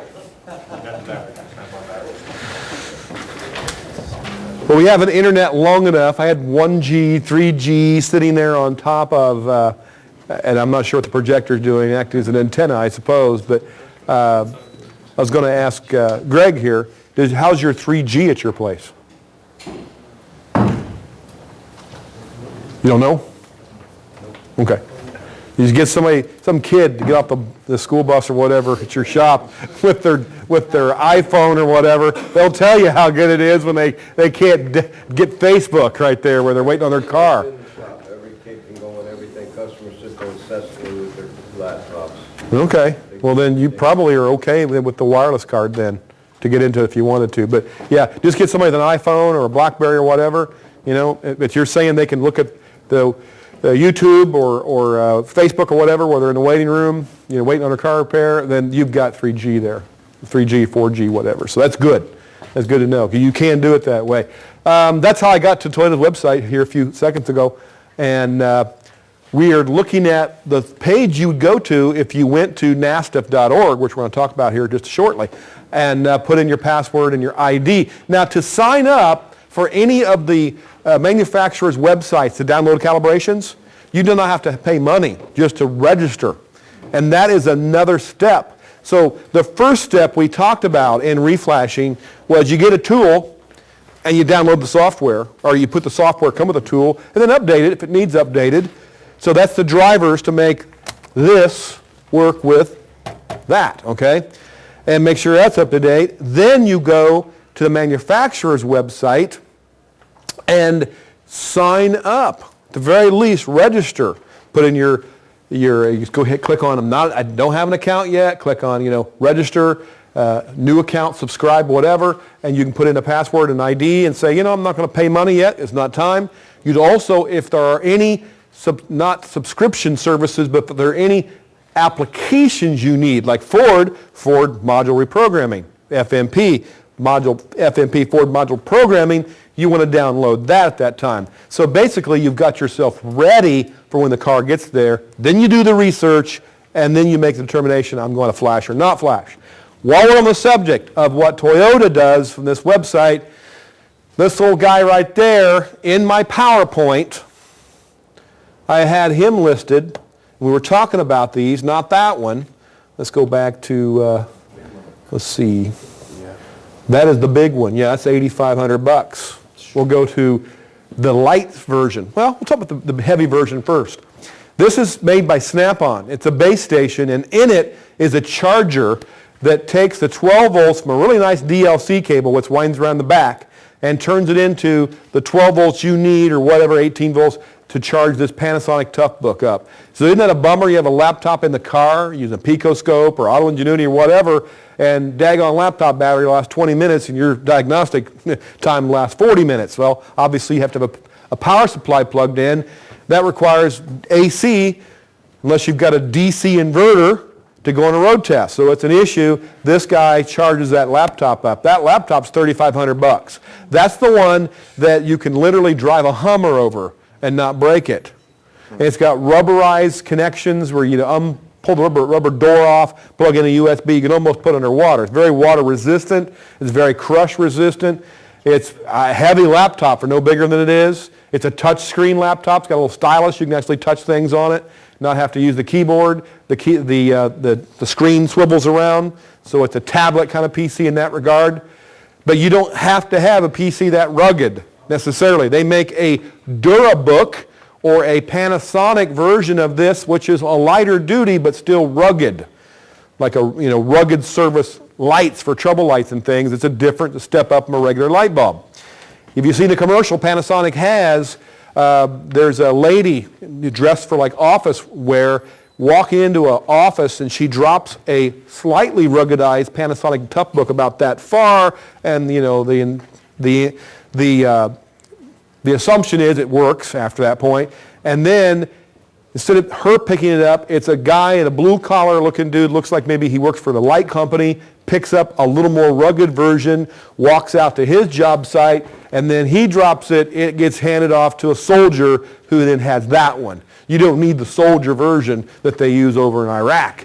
You can just go ahead and get whatever laptop works, but you're going to be buying new ones when you drop them, when the dirt on the seat of that farmer's pickup truck gets sucked up into the fans, or you lay it in the floor of any car and all the grits get sucked up in the fans. This particular unit's more robust for that. The box right here is basically Toyota's version of that. It's called a VIM, Vehicle Interface Module. That's what a J2534 becomes when you try to use it as a factory scanner. It becomes a VIM. And so this is going to add to 3,500, obviously, right? So is this. If this says Snap-on, it's really going to make it go up from $3,500, right? But it's a good, you can drop this thing off a building because this is all armored and rubber. The light version Toyota came out with is basically a Drew Mongoose of the Toyota variety. And more details on that now. Drew will charge you $500. You can get them from AES Wave. They'll charge you about that much money or so for one of these, or one for General Motors or whatever. But one is just for that model vehicle. There is no box like this. The connector has a circuit board in it, an LED or two in there that blinks, lets you know it's working, and then your USB at this end. This is the whole tool in your laptop you add. Now, to go back to this other page on the Toyota website, it gives an explanation of all that. It says your laptop plus the Drew Mongoose for Toyota version becomes TechStream Lite. It is the factory software that you would use with the full $8,500 TechStream, and that looks like, not that, let's see. Oh, I went back to my PowerPoint, or did I? No, wait, hang on. I downloaded, there we go. There's the flyer. So there's the Drew Mongoose for Toyota. There's over the side. It looks the same. I've used both the full-fledged TechStream and I've used the TechStream Lite. The introductory special's been going on for 2 years, 3 years, something like that. Long introductory period. But that's right from currently Toyota's website. This is not old. I got this on break, okay? $1,345. Now, back to Toyota's website. This is their flyer from the website. Going back to the website,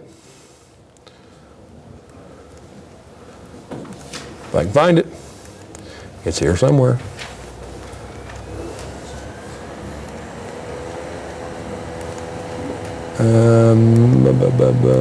Here we go. Okay, there's their website. How much does it cost to subscribe? Well, there's the 3 levels of subscription. Standard, which is just service manuals, tech service bulletins, wiring schematics, that information. That's about $20 or so for 2 days. $300, $400 for a year, something like that. It's pretty reasonable. This is the professional level, and that's what you can download cows with, $55 for 2 days. So if you're short-term use, hey, I don't see that many, but I want to flash them. They're not hard to flash, and it's not going to be like fall off a cliff like, a Beamer or something. This is a pretty common car, a Toyota. or Lexus, and the flashing is not that tricky. So $55 or $1,100 for the year. Now, along with flashing ability, you can also get your service bulletins, schematics, all that normal information stuff's included, plus the software to use whatever, they don't tell you this, but whatever interface you have for flashing in your shop, whether it be the Drew or the Snap-ons, Standard Motor Products, whatever you end up buying, that will work. This is from reliable sources and my personal experience with the software. So when you buy this for $55 or $1,100 for the year, you can use whatever interface you have and your laptop. Download that screen you just saw. It looked like the factory Toyota scanner. Download that software, and for your duration of your subscription period, your scanner is a factory scanner. You flash like a factory guy, not through the Toyota aftermarket version, but right through that factory scanner, because your laptop and your J1850 of J2534 of your choice is now basically the factory scan tool. When that 2 days is up or that year is up, unlike your Snap-on, Modus or your Genesis or whatever, it still works when you don't get the latest, update. This dude's like Cinderella. What happened to Cinderella after midnight? The coach turned back into a pumpkin, right? So your coach, your factory scanner, turns back into, I can still flash, but it ain't a scanner anymore. It will not let you launch the Toyota factory scan software, where you can configure as well as flash. The configuring of things and looking at control modules you might not be able to do with your Genesis and so forth. That's what professional level allows you if you have any kind of a J interface. Is that clear? That's pretty cool. That's one of the best, in my opinion, one of the best deals in the industry. All right, back to your pages. Cardone, I don't know the price, but that was the one that Scotty Pippen, yeah, Scotty Kilmore, whatever, Scotty was talking about, and I think it's probably around $1,500 or something like that. They're all pretty close to the same. The Aki, I'm not sure. That was the original Snap-on. Snap-on rebadged that and did not, I don't think they did any custom stuff to it, and it worked good, and you can still buy it from Actia. Drew, Cardac Plus, as I mentioned, my buddy Bob says it's the gold standard. I can't get any better reference than Bob. 1680, the Cardac M, we found out at break time. The gentleman here in the front row, they heard from a reliable source. Of course, reliable sources, whether you're talking about Bob, my buddy, or your buddy, or whatever, none of us are infallible, but we'll assume that's probably good information to go on, that the updated version of this, which is called the Cardac M, write down the updated version is a Cardac M, is having some issues as a factory scan tool interface. As a flasher, it's fine. As a factory scan tool interface, for whatever reason, it's having a couple of glitches. Don't know how significant that is. I'll pass that along to you, though. What does it look like? The M is a little bit bigger, and it's got little plugs you can pull out and pop in expansion boards. So it's expandable. And I think that's commendable. I like that idea. However, I'm a really bad skeptic who has bought a tool that the tool guy or gal said, this thing won't go extinct. Never. It's expandable. Right? Not Snap-on. I picked on them enough. Sun, Allen, remember those good days? You'll never have to buy another engine analyzer. It's a computer. We can just keep updating it. Yeah, keep updating your 286. Have fun with that, right? Now you need like a Pentium, 3 gigahertz chip instead of a 10 megahertz chip. So yeah, you can't really update stuff to a point. But the idea is if there's more protocols, the Drew Cardac M will be able to take care of those protocols with expansion boards. So I always had a glitch on it. We're here already. So interesting to see how that works out. Yes? When you decide to buy a laptop, do you recommend using that laptop for flashing only, or you can use it? Some guys prefer that. Now the reason is, Or you can use like a scan. flashing is what I recommend. Don't use that laptop for non-automotive service uses. Use another laptop for your Mitchell and doing your books, balancing your books, things like that. Taking care of Facebook, emails, your friends. Keep the tool for your cars, the tool for your cars. The other thing is, when you put a lot of scan tool software on a laptop, those scan tool applications can collide with each other. And the example I had last night, I'm learning from you guys constantly. It's like this is a melting pot of information. Guy last night, I forget who it was, said, it was Eric. Eric up, what's Eric's last name? TST member from forever. Yes. He had a, I think it was Mazda come in, and he was going to flash it. And the flash wouldn't work because he had the Honda software on. He had to remove the Honda software for scanning off of his laptop, and then he could flash the Mazda. And of course, you know, that's an IDS thing. Yep. And so Ford, Mazda, same thing, IDS. Same interface. So a lot of guys are separating when they find this stuff out. Like, okay, Mazda does not like Honda. I will keep Honda. Honda don't like somebody else. Okay, great. Who's at fault here? Honda does not play well with the other kids in the sandbox. So we're going to put Honda in his own sandbox. So now you get that young person at your shop that understands Java is not just at Starbucks, but knows how to reformat, reconfigure, and repartition the hard drive. So when the computer wakes up, when you push a button, it's just a Honda hard drive. You push a button, you boot it up again, now it does the other ones that play well together.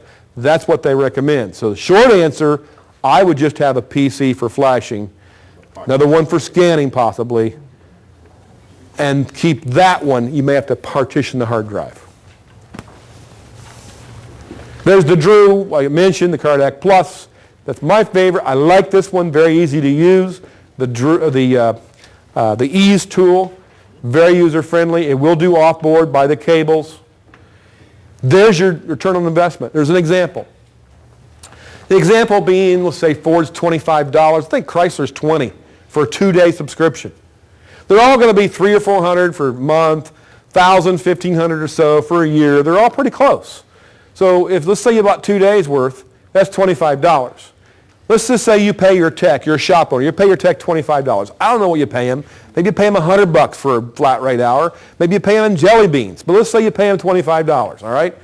That's red, that's $50, okay? You get $150 for the job. Maybe you get $200. I don't know what you would get out here we're not going to fix prices and do all that, but we'll talk about, let's say it's $150 on average, all right? What's your gross profit? $100. How many times you're going to have to flash to get the J2534, which is how much usually? By itself, $1,500, $1,600, all right, so let's say $1,700. Now you've already had your laptop, you had one, it worked, you had to buy that. What's the charger stuff? Power source, stable power. Yeah. You cannot have a charger with noise on it that looks like this. There's some noise, right? That's just a bunch of all the crap I've got hooked up on this table on a picoscope, not hooked to anything right now. But if you hook a lab scope up to your battery charger while it's hooked to a battery, and you see, and I'll show you a picture here in a minute, you see really large amounts of crap, and most battery chargers will. Because think about it, they're taking AC and turning it into DC and dropping it down from 115 to 15 or 14. That is going to have some bleed through in it. Stuff like the Midtronics battery chargers, battery maintainers, smart chargers, the Snap-on smart chargers, which I've heard they've had some issues last night. I'm not sure what the issues are. Maybe, G's got his back to me. I think G was the one. Hey, G, smart chargers from Snap-on, what was the problem with them? For what? The smart chargers from Snap-on. Oh, they had AC voltage sometimes too high, and Joey, who... At AE Tools. He's a guy who sells a lot of old stuff. He had problems with those chargers as well. You got to be careful if you buy the scope on the battery and see what the charger actually puts out. There's a company that makes this for Midtronics, and they'll sell it to you for like half the price, but the cables are like half the quality. So, you pay for what you get. I think it's Olo or ILO, something like that. You'll have to Google it. ILO, something like that. Anyways, there are other ones on the market that look like this. A lot of the tool trucks are carrying them. There are Snap-on DTACs. I'd want to, in case it's got the same smart charger that the Snap-on smart charger has, I'd want to make sure it was clean with my scope. I use the D-Pack and that doesn't really make a problem. You're doing good with it? Okay. So the DTAC is basically a VAT-40, with a highly electronic version of the battery charger. To work with the AGM batteries, you're working on hybrids, you need an AGM battery charger, and the Snap-on DTAC and the smart charger will do those just fine. One also associated, Yes. Associated's got a clean charger. very clean. So, This one, the European one, that's about $1,100-1,200. Adjustable voltage, and the average on that, I think, is 70 or 80 amps. And ATS has one that's 90 amps, which is also really good. Medtronic's is 30, 50, and 70. I got the 70 right there. Now that's a prototype from Medtronics that didn't have an off-on switch, and their AC cable's a lot shorter on this one than in the real one. But you're going to pay $500-600 for a really good charger, so that's where I get that $2,500. That's probably a little bit inflated, but let's just say that's what you got. Now, add it all together, you're going to do this job 25 times, pay the tool back, and then you have $100 of profit every time you do the job. Yes, sir. Okay. Okay, note-taking opportunity. That's not in the book, so that's why I put that on there. There's a picture of an old Acme battery charger. Let's say, I'm not sure what that is, Napa or whatever, but there is the ripple voltage. Hey, charge a battery just fine, not for flashing, no. You really should have something like this just for diagnostic work. This is a good idea. Whether you're flashing or not, why blow the battery over and so forth? Put something on there so you don't get the traditional, oh man, been working on this BCM-related problem for 3 hours, click, click, click, click. Oh, no wonder I got issues now. I've got low voltage. How long have I had low voltage? Monitor that battery. So put a meter on it during the whole process. Just leave it on there with the smart charger plugged in, and then we'll talk about other things coming up here. You do not want below 11.5. That sends Fred into a super self-preservation mode, I'll call it. You might say it's the adrenaline rush going inside of Fred. When the voltage regulators say, I need power for my 1 volt or 450 millivolt output. I need power for my 5 volt output. I don't want to do this with 10 or 11. So I'm going to boost internally the 10 or 11 up to 12 and do my voltage regulation processors. That process is extremely noisy, and that's what kills flashes. Not necessarily that the computer can't work at 11 volts. It can't work quietly and efficiency at 11 volts. So it dies, the computer in the car. You want no more than 16 volts. The same thing happens when it goes into a higher voltage. So don't take the chance. If the battery can't be charged, smart charger, battery maintainer or not, the battery can't be charged and pass a test, then that's like too foundational. It's like, the patient is bleeding to death. Don't worry about the fact they've got, high blood pressure. Fix the blood in the wound that's leaking all the blood. So if you don't have a good battery, put a new battery in it before you flash it.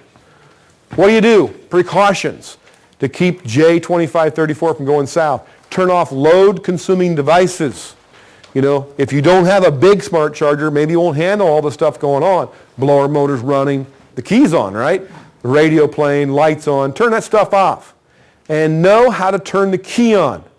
Too obvious, right? I know how to turn a key on. Come on, I'm a tech. Do you know how to turn the key on in a Prius? You know how to drive one, don't you? Sure. Oh, you know how to drive a Prius. You get in the car, what's the first thing you do? Put your foot in the brake, push the power button. How many times? Once. The joystick, and then drive it in, right? Okay, so it's in, you get out, get the RO, oh, we're going to flash this today. Okay, great, it's got a new cal, got a symptom, blah, blah, blah. You get ready to do it. The instructions in the calibration update wizard say, turn key on. So you hop in, and what do? Press the button. Press the button. No brake. No brake. Okay, how many times you push the button? Twice. Thank you, twice. What's once? Accessory. Try to flash a PCM with the key and accessory. You're going to have no communications. So turn the car to key on, engine off. With a hybrid that uses a smart button, you need to have your foot off the brake and hit it once for accessory. A second time, the dash lights up, but that little word, ready is not on. Because if that word ready is on, Murphy's Law says the engine's going to be off, and you're going to go, oh, dash is lit up, engine's off, it's time to flash. And right halfway through the flash, vroom, or maybe not. Maybe never, okay? You just killed the computer. So know how to operate that switch. You may have to pull some fuses as the manual tells you to as you go in and do your R-word research. You'll hear fans turn on, relays click, and so forth. Maybe the dash sweep, as some vehicles do these things as part of the normal flashing process. Don't freak out. Also, don't do a super hot engine. If the engine is really, really running hot and you have the hood down, on a hot day, don't pull in, start flashing right away. Raise that hood, let it cool down a few minutes, and then do a flash. Because who's under the hood baking there at 200 degrees? Fred. All right, connections. Make sure we've got good connections here. So if you plugged in your scanner, I don't care what scanner you've got, maybe it's just one of those code readers. Because you don't do Volvo, but you can flash a Volvo maybe, all right? So I have to OBD2 generic. Pull codes from whatever you can talk to. Can you communicate? If you can't communicate or can't communicate reliably, do you think this guy is going to be able to do it for 30 minutes or 10 minutes or whatever? No way. So make sure we got good connections here and here. Bubba likes to take the power probe and use it for several different operations, checking for power, providing power and ground, making the power probe thus turn into another smoke machine, right? You have to smoke out of something, you hit the wrong thing. What if Bubba has probed this and made that terminal oversized? And now the cable sits like that, it's cool, and you bump it just a little up, and that doesn't make connection. So make sure the DLC has even got good retention and looks good. The connection, of course, with as I mentioned, my heartache with my RS-232 to my scan tool once from here to here, or USB is most cases, and then of course the internet, whether wirelessly or wired. If all the connections are good, you're fine. This is an important thing. You want to make sure you don't go knocking connections out. Chances are if you do, you can reflash it again and you have grace. It's the small minority of ones I just want to warn you about. Yes? Should you clear the codes before you start flashing, or the software needs to see the codes? Okay. You don't have to clear codes because the reflashing process gets rid of codes in the module you're flashing. However, it'd be good to see what the codes are before for research's sake. Okay, I've got a code P0404 and my flash is supposed to take care of false 404s. You've looked at it, you don't see anything wrong, but it keeps setting that code, so you're going to do the flash that TSB talks about. So you wrote it down for that reason. Let's say you had a couple other codes. It'd be good to know, maybe you have two problems with the car. You have some hardware problems and this false code setting, which the flash will take care of. If you can communicate with the other modules in the vehicle, read those codes as well. If there are no codes in the other modules, let's say you can talk to ABS, you can talk to the BCM, and you don't see any codes. You do the flash, and by golly, I've got a code in the BCM or the ABS module. Now you have Mr. Everett Cinchia in your shop. You know that Everett guy? Everett Cinchia flashed my car, I got this ABS problem, yada, yada. There are very rare cases, but cases where you'll do a PCM, everything's fine, you do the ABS module, and now there's a light on, and only the factory scanner can turn that code off, clear that code in that Lincoln, for example. So those things happen. It'd be good to know what those codes are beforehand. What do you not want showing up on your screen? Now, you don't want the screensavers, you don't want power saver modes taking over, you want that plugged in. Chances are your PC is going to go through the battery pretty quick. If you use it a lot and unplug it and the PC battery gets crappy, my Dell lasts maybe 10 minutes. My Mac will last all day, but my Mac is not good for flashing.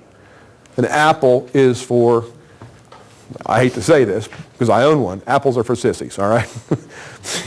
I hope I just offended everybody doing apples. Apples are for people who do not work on cars.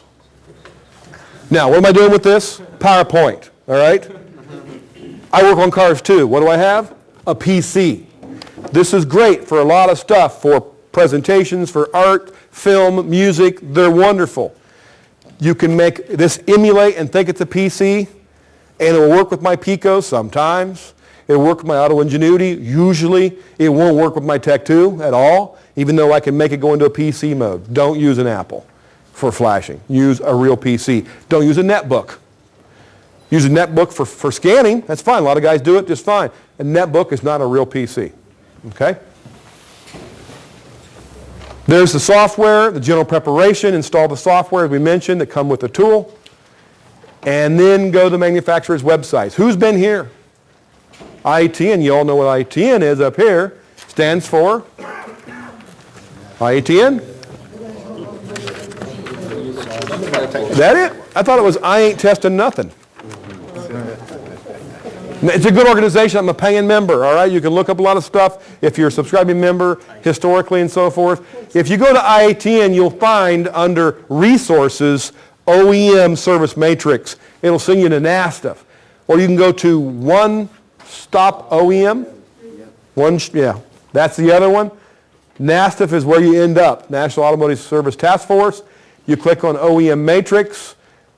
We talked about NASF as a resource for looking at anti-theft systems. There was a thing we did the immobilizer class. But you click on G for GM, F for Ford, whatever, and you get to the website of that manufacturer. For the example, General Motors. There's what it looks like. When you click on GM, and you get a bunch of different sites you can go to on the NASF website still, and you go, I want to go flash, reprogram. Boom, there you are. AC Delco. Training delivery system, flashing, whatever, Tech Connect. It's Tech Connect. You'll register, and you're registered, you're ready to go. When the car comes in, then you'll buy a subscription. Or if you just decide I'm going to do a lot of GM or Ford, you'll buy a subscription for the year. This is the first screen you get to. In the Ease, for example, the Ease reflasher, this would be the icon you would click on for that particular tool. So instead of a Bosch, let's say I held up the Ease tool for flashing. I click on the Ease reprogramming toolbox, that's what it's called, on my laptop desktop. And it comes up with this. And it says, here I am, OBD2 ready, the Ease J2534.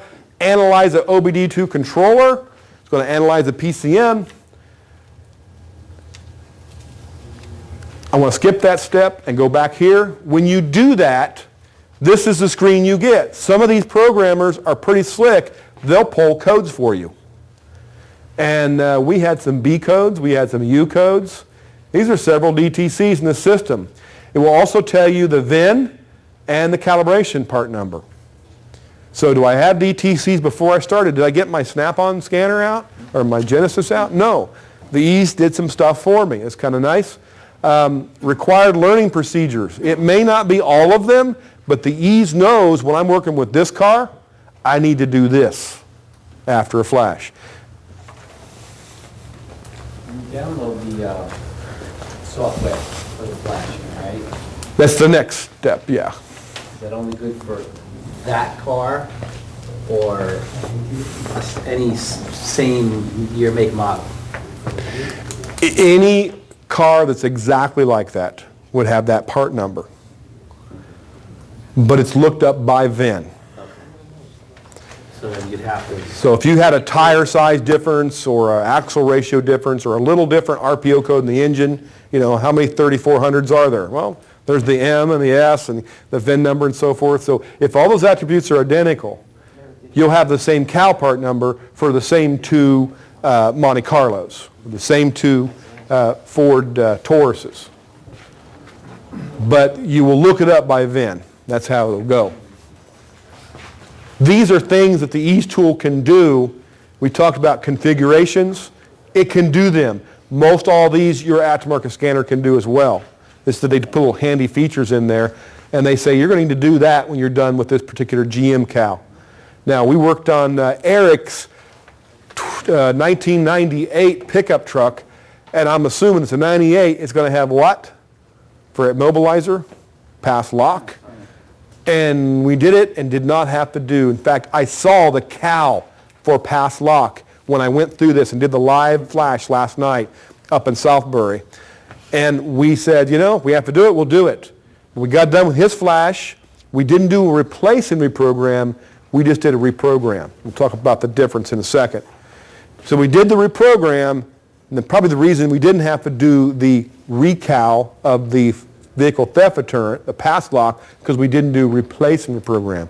We did reprogram, we changed the cal to a newer one, started the engine, no VTD issue, no start stall, no theft deterrent light coming on. So we did not have to do that.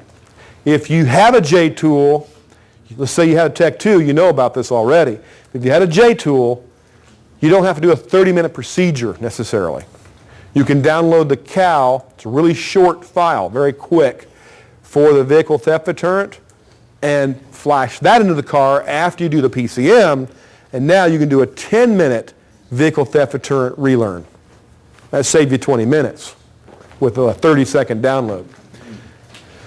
All right, so we analyzed it and we got this information, these codes, this VIN, this part number, and now we're going to hit the button and program it. That's where you would need these slides. I got them about a sequence, I apologize.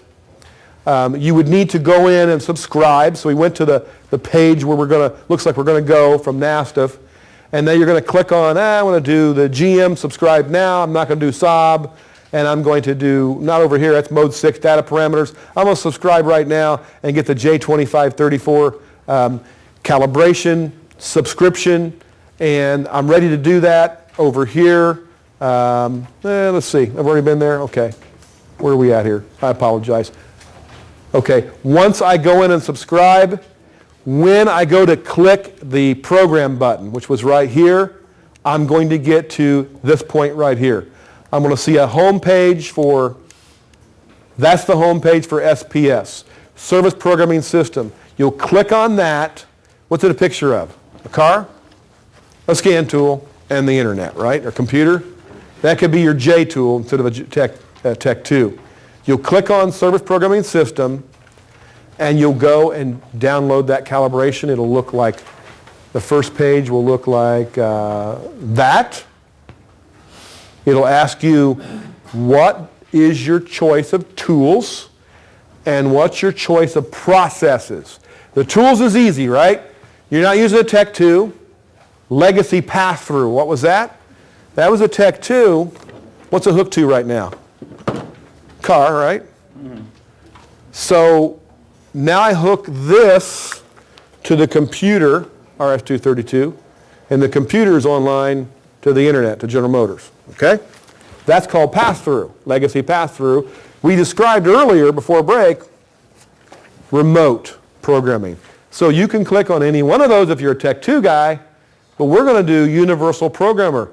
Are we going to do wireless programmer? No, not recommended. I do not want to have a wireless connection between here and that car. Now, some of the scan tool manufacturers are saying, oh, I got Bluetooth. We can just plug a little thing into the DLC. You can have your scan tool, your laptop scan tool, whatever, at your workbench, on your toolbox, on the fender, wherever you want to put it. No cables. How's that work? Not very well. Would you want to use it for flashing? No way. Now, wireless from the internet to your computer, hey, if it's working good in your shop, cool. Use that process. But don't wireless to the DLC. What's that? That when you had that MDC, the new... It is. Very good point. The MDI, it's a different kind of wireless. Okay. Now, the MDI, I forgot this at home. It's got a RS-232 cable, which is how you're supposed to flash. You can also use the USB, and this thing is a scanner on late model GM, 010 and newer vehicles. We're talking Cruise, Camaro, Equinox, the Lucerne, cars that have not one speed a can or 2 speeds a can, 3 speeds a can. You look at the DLC and you go, good grief, is there even an open cavity at all? I mean, it's got a wire in about every one of those 16 cavities for an expansion bus, for a second high-speed can, for what's called CGI, CAN graphic interface. This is a medium-speed can. Those cars can only be scanned at factory level with this box. This is their Tech 3, if you will. Now, can you still use your modus on an 010 Camaro? Sure.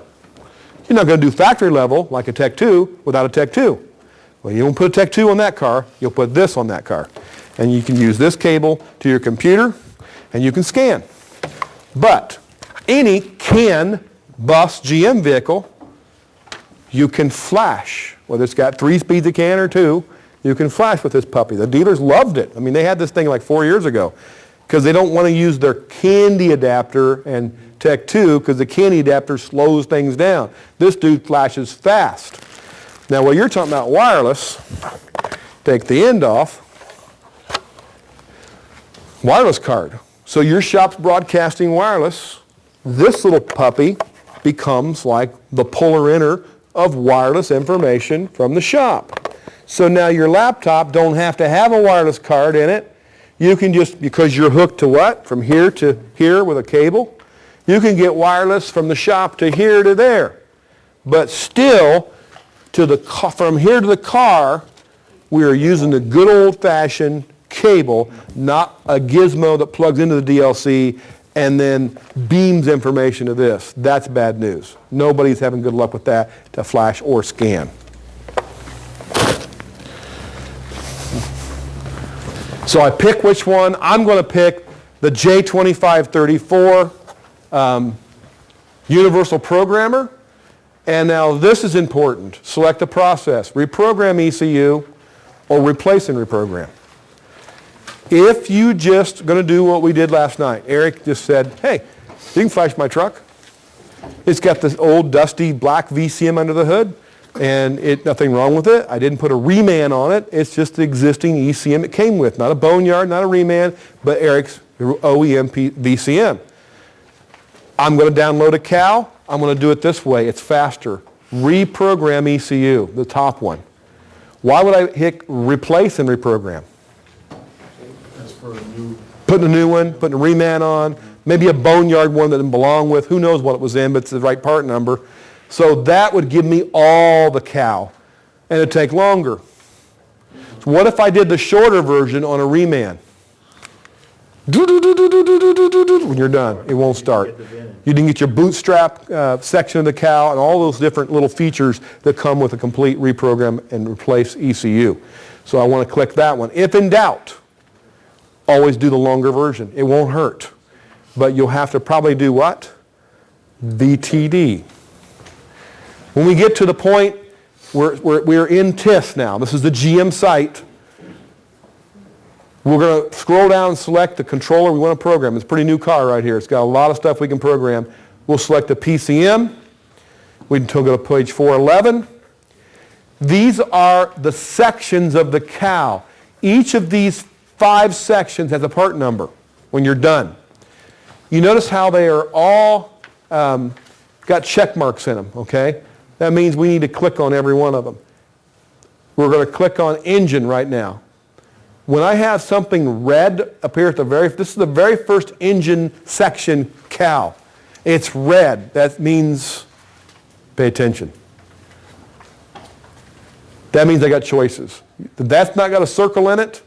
If I have 2 open boxes, I can put my mouse in there, click on either one of them. Which one do I want? Which diesel engine or diesel problem do you have? Obviously, these are down from here. That's the original. Here are 2 new ones. You pick the right one. So you need to know your RPO codes. You need to know the symptoms and so forth. In some cases, you need to know the shape of the air cleaner. Literally, just that much information. And you pick which one of these you want. And when you click on this one, this will change when you click to that one, the attributes. So that's how you know which one you want. You click on both of them and look down here and go, oh, that's what I want. I've got a surging problem and I've got a cylindrical air cleaner housing. And I got white smoke, so I want that cal. So after you hit each of these units right up here, and this changes, the ones that are red, you have to make decisions. Look at all of them, by the way, because you want to do this before you ever even consider flashing. I'll talk about that in a second. And when you go to flash, you're actually doing it for real. But when you get done selecting each of these and making decisions or just actually looking at, maybe you don't have more than one number to select, you just got one, go down to the next item, I'll get all these and click on them. This will be the summary page. Look and read this carefully. Do you have these conditions? Do you know? If you don't, that's fine, but if you got this but not that, go ahead and flash it. But if you got all this stuff, you can print this and say, Mr. Customer, these are your symptoms. This is what General Motors says this calibration will do for you. That's why you need to spend the $200 or the $150 to get this done. Now, can you sell that before the car comes in? Sure. The website right here, right there, is in the AC Delco Tech Connect. If you want to write this down, service.gm.com. Service.gm.com. That's not in NASF. That's not in NASF. Service.gm.com and click on programming. There is an option, instead of actually trying to do programming for real, it's called calibration information. It's free window shopping. When you click on that, you can do the same thing we just did and not even have the car in the building. All you need when you click on this is a VIN. And then you'll get a screen, not this screen, you'll get this screen. From that VIN, it knows these are the modules that you need to program. If you replace them or you want to update them, they're updatable. You click on one that your customer's having issues with on the phone. You're just doing this on the phone. They haven't even come in yet. You're selling the job, all right? Maybe they came in. You get the VIN, walk out the parking lot, get the VIN, go to your computer and say, your symptom matches some stuff I saw online with that module. And there's a cow that probably will fix this symptom. No 100% guarantee with anything in the car world, but I'd give you a good fuzzy, really good fuzzy feeling that would make me want to buy that calibration, and we can do this next Tuesday. So you can print all that out, the same things I just showed you there. You know, you printed all this summary out, and it's like, hey, I've got a P0116 nobody can fix. Well, you can't fix if it ain't broke physically. You got to fix it with software. So that's how you can sell the job for free, and then when it comes in, pay the money, download the subscription, the CAL, and do the job. When you actually hit program, after you hit this summary, there's a button down there that says next or whatever, then you start seeing it happen. This is where you want to be seated near the car somewhere, on a workbench, behind the wheel, whatever. Don't monkey with anything. Leave the key on. And just if the laptop needs fussed with or whatever, make sure nobody gets around, knocks the plugs out. You're babysitting the car. It's tempting to go off and do another job. Hey, this might take 10 minutes, 15 minutes. Unless you're a super multitasker, stick with the car. There may be something go wrong. You want to be there. Make sure oh, I forgot the power supply to my laptop. And it's starting to say, danger, battery low. Get that dude and plug it in. That's why you want to be around. So this is going to take a couple of minutes, it looks like. We're 50% through and so forth, and it happens. When you're done, there's a summary at the end. It gives you some controller information. Says you've lost your IM flags. Stored history is gone. DTC should be gone. See if you've got another DTC, it says, for a P0315. System variation not relearned. So maybe a cam crank variation relearned. How do you know about all these things? This is the aftermath of a flash. How do you know you have to reset steering angle sensor or if cam crank variation relearn? The research. Where do you do research? Who does all data? Several of you. I believe the home page in the lower right-hand corner, icon that says reprogramming. Anybody clicked on that before? You click on it, and it gives you a bunch of stuff for different cars, what you got to do. Mitchell, all data, either one, when you go into the R&R of a component, typically will give you the things you need to do. Will that be the whole story, though? Is that the whole laundry list of things you need to do in the aftermath? The follow-up work? Maybe not. Where could you get that? Factory website. Hey, I already got a subscription to download CALs. If I'm doing Toyota, I've got a subscription to information too. The other one that does that is Chrysler. When you get a subscription to Chrysler, to Flash, you've got a subscription to their information website, the service manuals, just like the dealers use. Yes, sir. I think when you buy that TechStream Lite from Toyota, you get a year subscription for free. Yep. And you can flash, if you get professional level for $1,100, you can flash and look at their service manuals, you know, TSB, schematics, all that stuff. Plus, this tool now becomes an interface. You can download their software for scanning professional level, like a dealer, and go to the new model features. If you are working on a Prius, for example, and it's an 06, think back, when did they make this body style? First year, 04.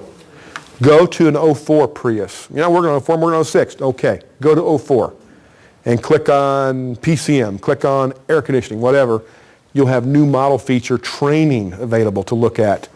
Sometimes videos, you name it. Yes? You have to have the J tool to look at TechStream Lite data stream?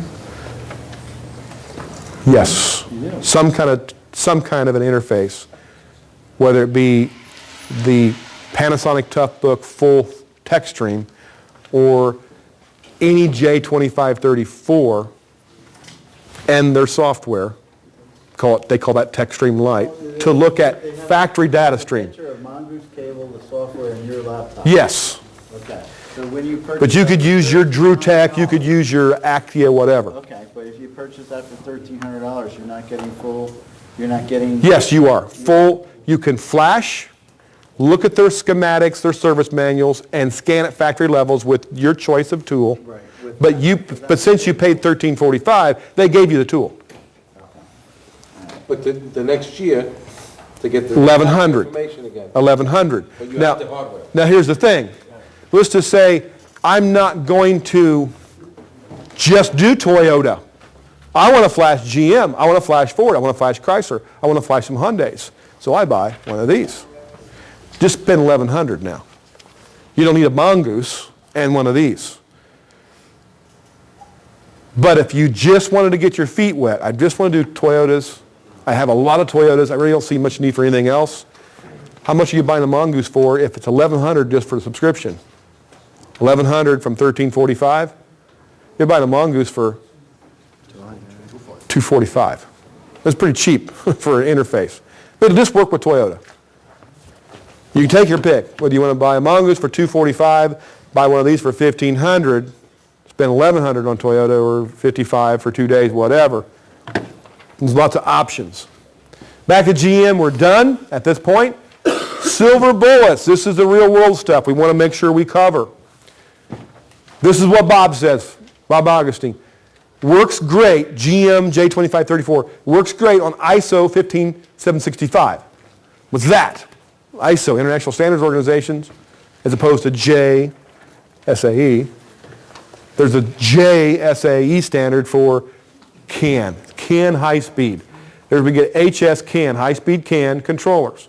Not so great on single wire CAN, which is pin 1. Remember what I said? You needed a J2534-2. You wrote that down. Good. To do single wire high speed, single wire low speed CAN. Single wire CAN, pin 1. ECUs, so like clusters and radios and liftgate modules. Doesn't work so good on that. You have to have the -2 for that. He says he's having failures on older J1850 Class 2 vehicles. So it's like, you know, a 99 Lumina. He's having problems with those sometimes. He does a lot of them, remember? So he sees a few of these and he's writing this down. He says, especially before 03, he says the J tool is sending data too quickly and the controller drops out at 4%. But are you out money? If you have a Tech 2, heck no. If you have a Tech 2, you're probably using the Tech 2 in the car though, right? Right. But if you don't, does your buddy have one? Wait a minute, aren't we buddies in here? You guys don't get out in the street and have fist fights when you leave, do you? You have professionals in TST. So you know what Christian Brothers does? We only have one IDS maybe in Dallas, or one. I think everybody's got ADSs, but maybe the store only have in Dallas for all the like 8 Christian Brothers stores. They only have one YTech. Guess what? They share it. What, I mean, you might want to charge your buddy for it, or if you're not that close, but couldn't you guys share tools? Wouldn't it work to work with each other like a network?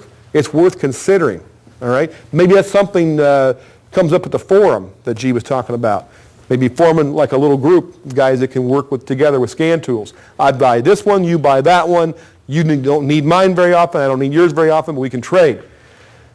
So you could do a Tech 2 and recover this thing, or you, at the very least, tow the thing to the dealership and get it recovered. The Tech 2 in legacy pass-through will fix when you have the rare cases, and I've never had a problem doing J2534 on GM Class 2. Bob's done more times than I have. Recommended devices, there's the list that he likes. The Cardact AEZ, I got to call him on that. I don't know if it's a typo or what, but I never heard of the AEZ. It's not on their website. There's a Cardact M, which is the latest, and then there's the one before that, which still works great. That blue one I've got, the Cardact Plus. So I think the AEZ is the Plus. And there's another one, the E's, the V-Tronics, they all work good, but the E's cannot do single wire CAN. That's why he has that mention up there. Toyota. We covered a little run through of Toyota already, and we talked about how they use TSBs exclusively.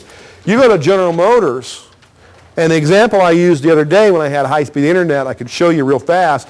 I went to put a VIN in from an 04 pickup truck, Silverado for example, and I clicked on that service.gm.com, the whole calibration program where you can do a little window shopping for free, and I saw that the HVAC controller had a reflash available for improved operation of mode doors.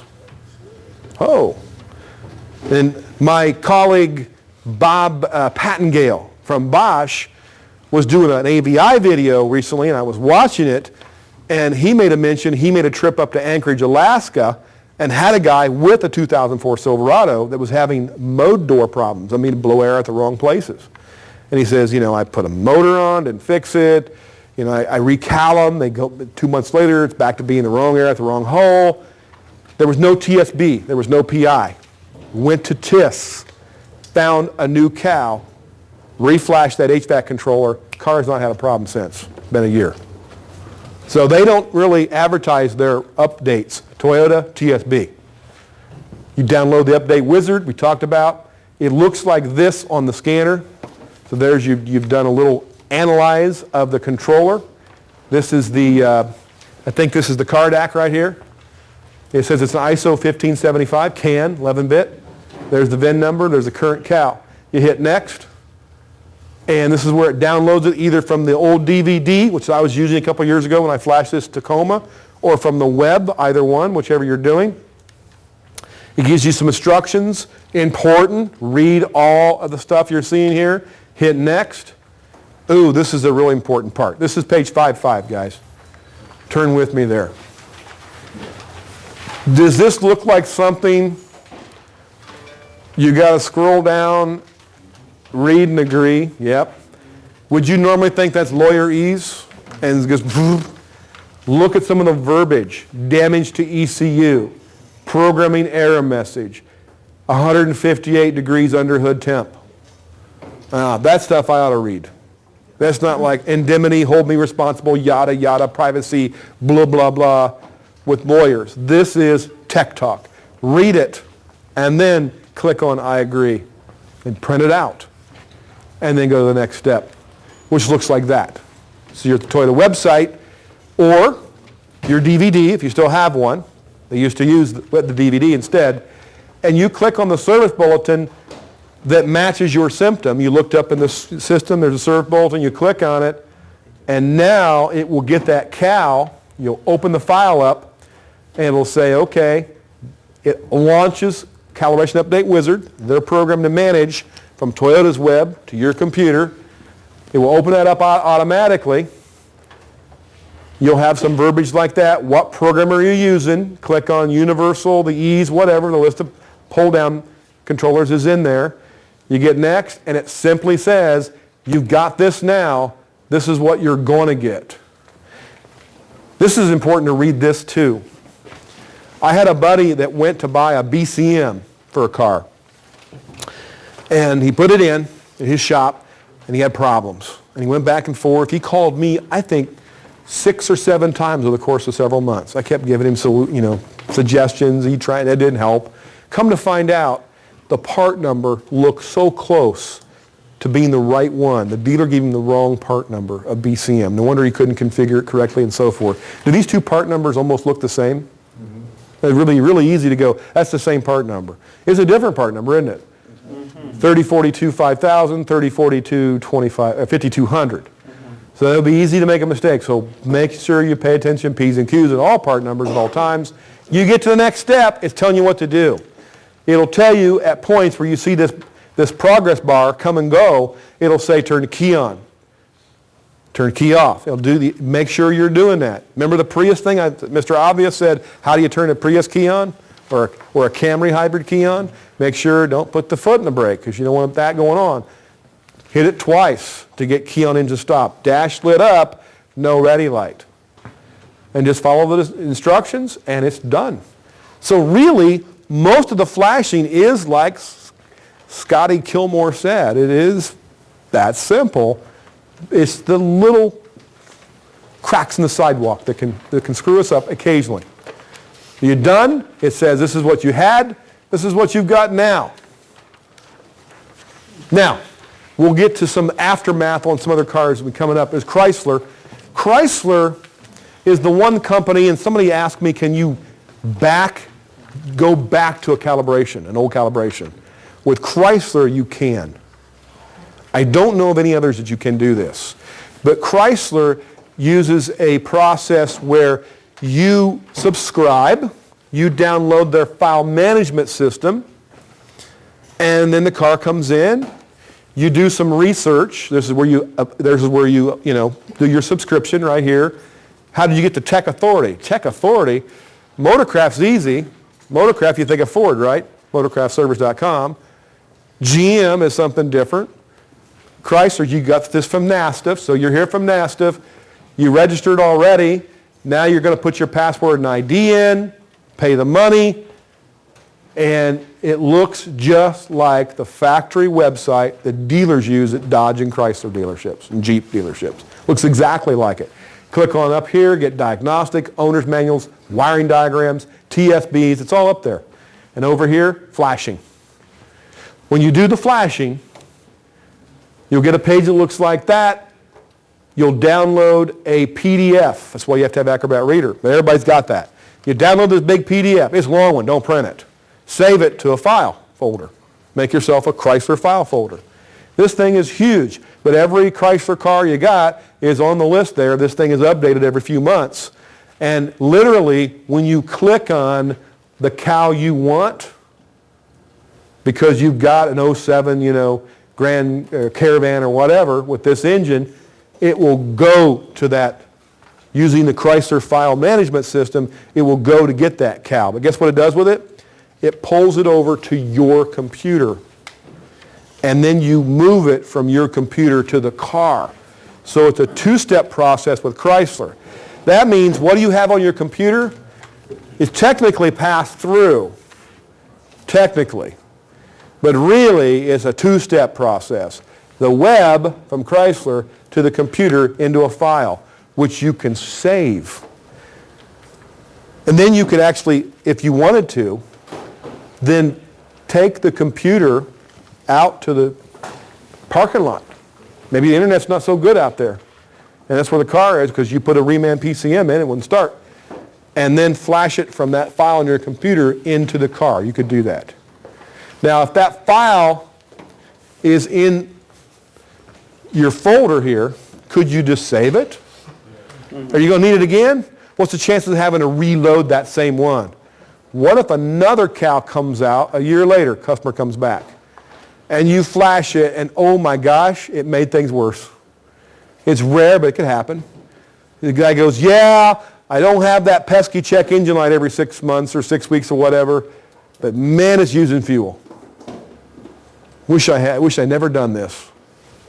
I've got the old file. I can go back and get it. But this is where you need to manage your files. You got a folder. It says Chrysler or whatever. You need to put that VIN on there, maybe a description on that if you label that folder.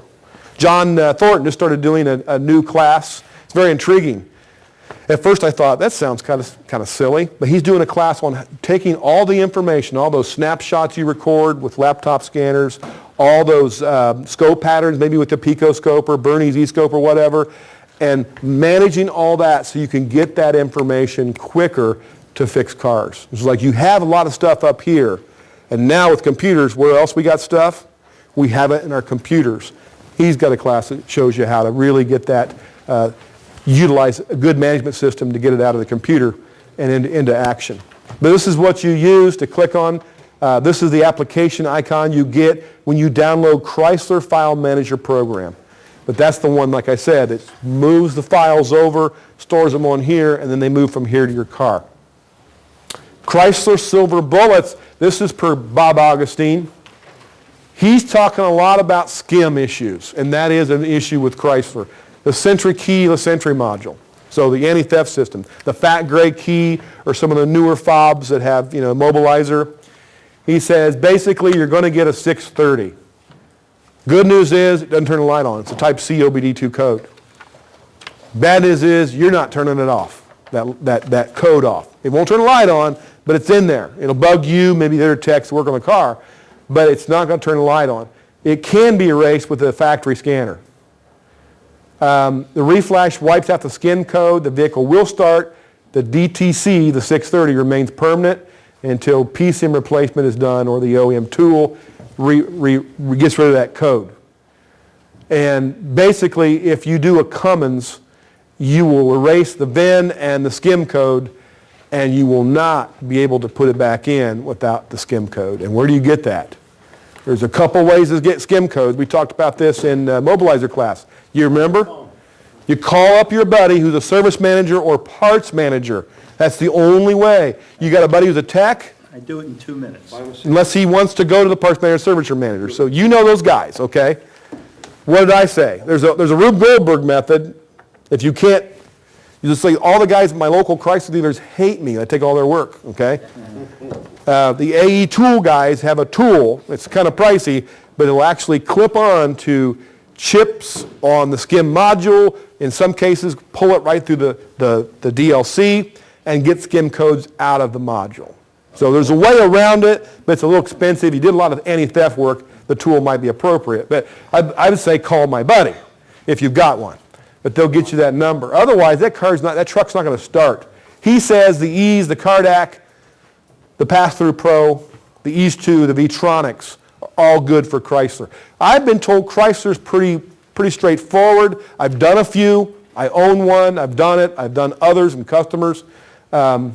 Craig's got a write-up, and I thought he had a write-up on Chrysler, and I don't think I've got it up here. Yeah, maybe you didn't put it in there, but we do quite a few of them with the Cardac. Not a problem. Not a problem. Ford, an issue, all right? Let's look at Ford. You go to motorcraft.com. How did you know? Motorcraft Service. You went to NASF.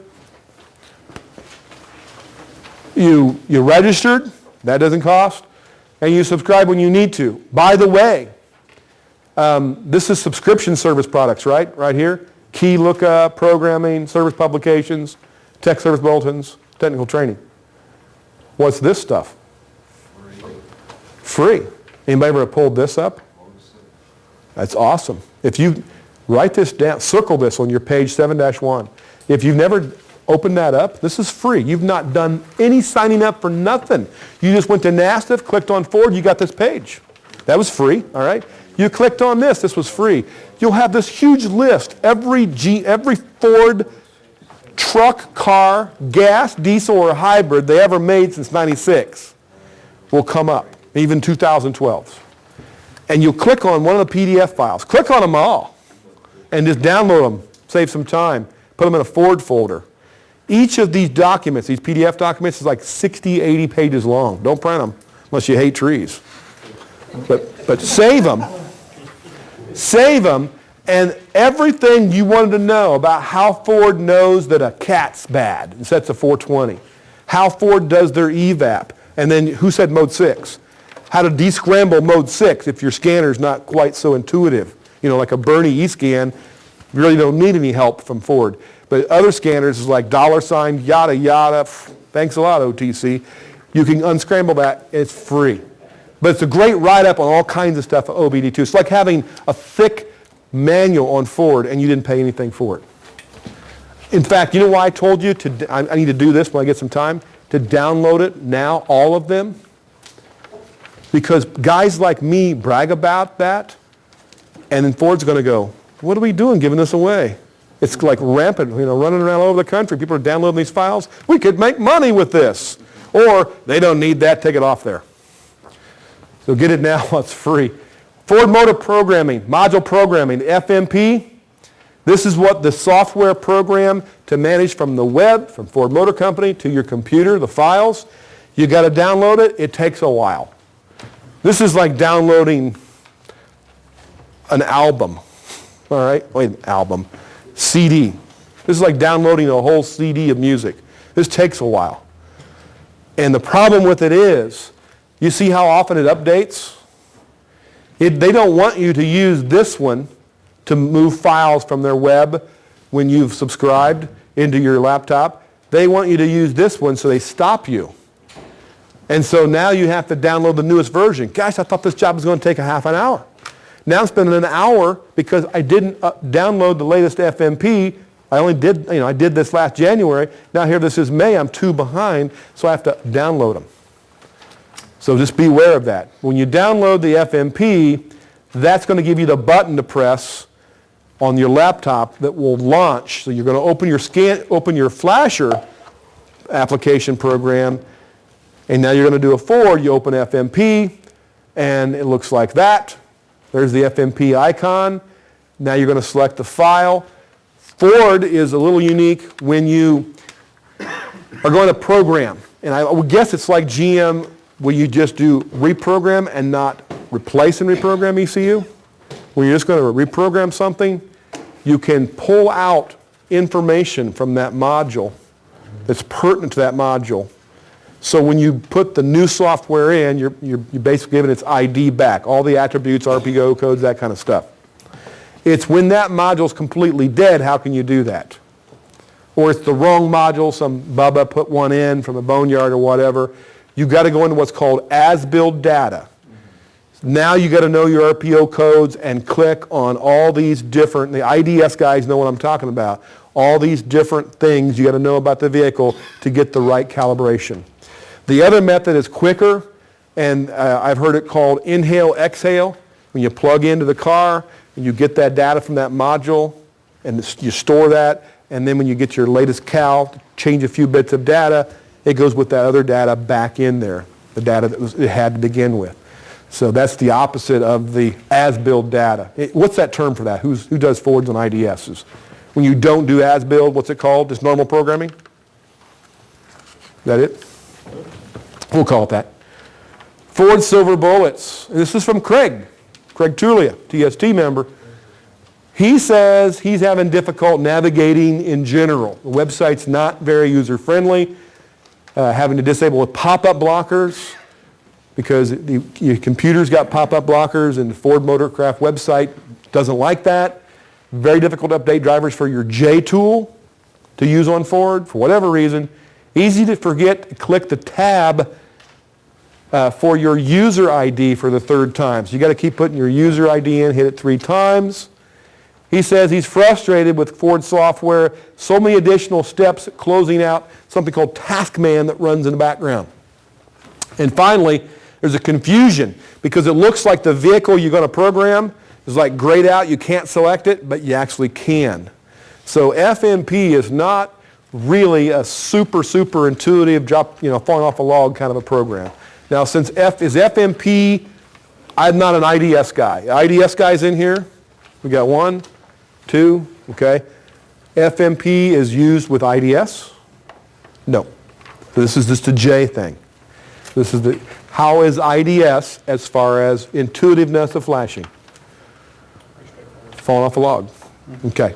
That's why we get to this next one. This is Bob Augustine, Silver Bullets on Fords. He says, Ford module programming broken more than it works. His stores just use the IDS. They don't even do J2534 on Fords. Every store's got an IDS. Not every store's got a YTEC. Every store's got a TechStream Lite. Every store's got an IDS, every store's got a Tech 2.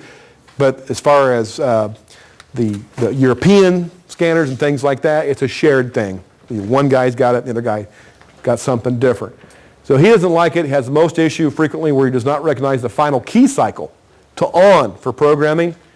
And his theory is it uses an FEPS line on pin 13, talking about the DLC, programming related issue to that pin. He's not sure. Very shaky on 6.0 liter diesel. So he recommends IDS only, period, on Ford. That's his opinion. Other vehicles, Honda. The 2534 app is not Dash 1 compliant. Not sure how they get around that. Unusual behavior, especially on the early Honda CAN vehicles. He recommends pulling the apps cal, identifies the controller correctly. Recommended device is a Cardac. And the Ease 2 and the Pass-Through Pro.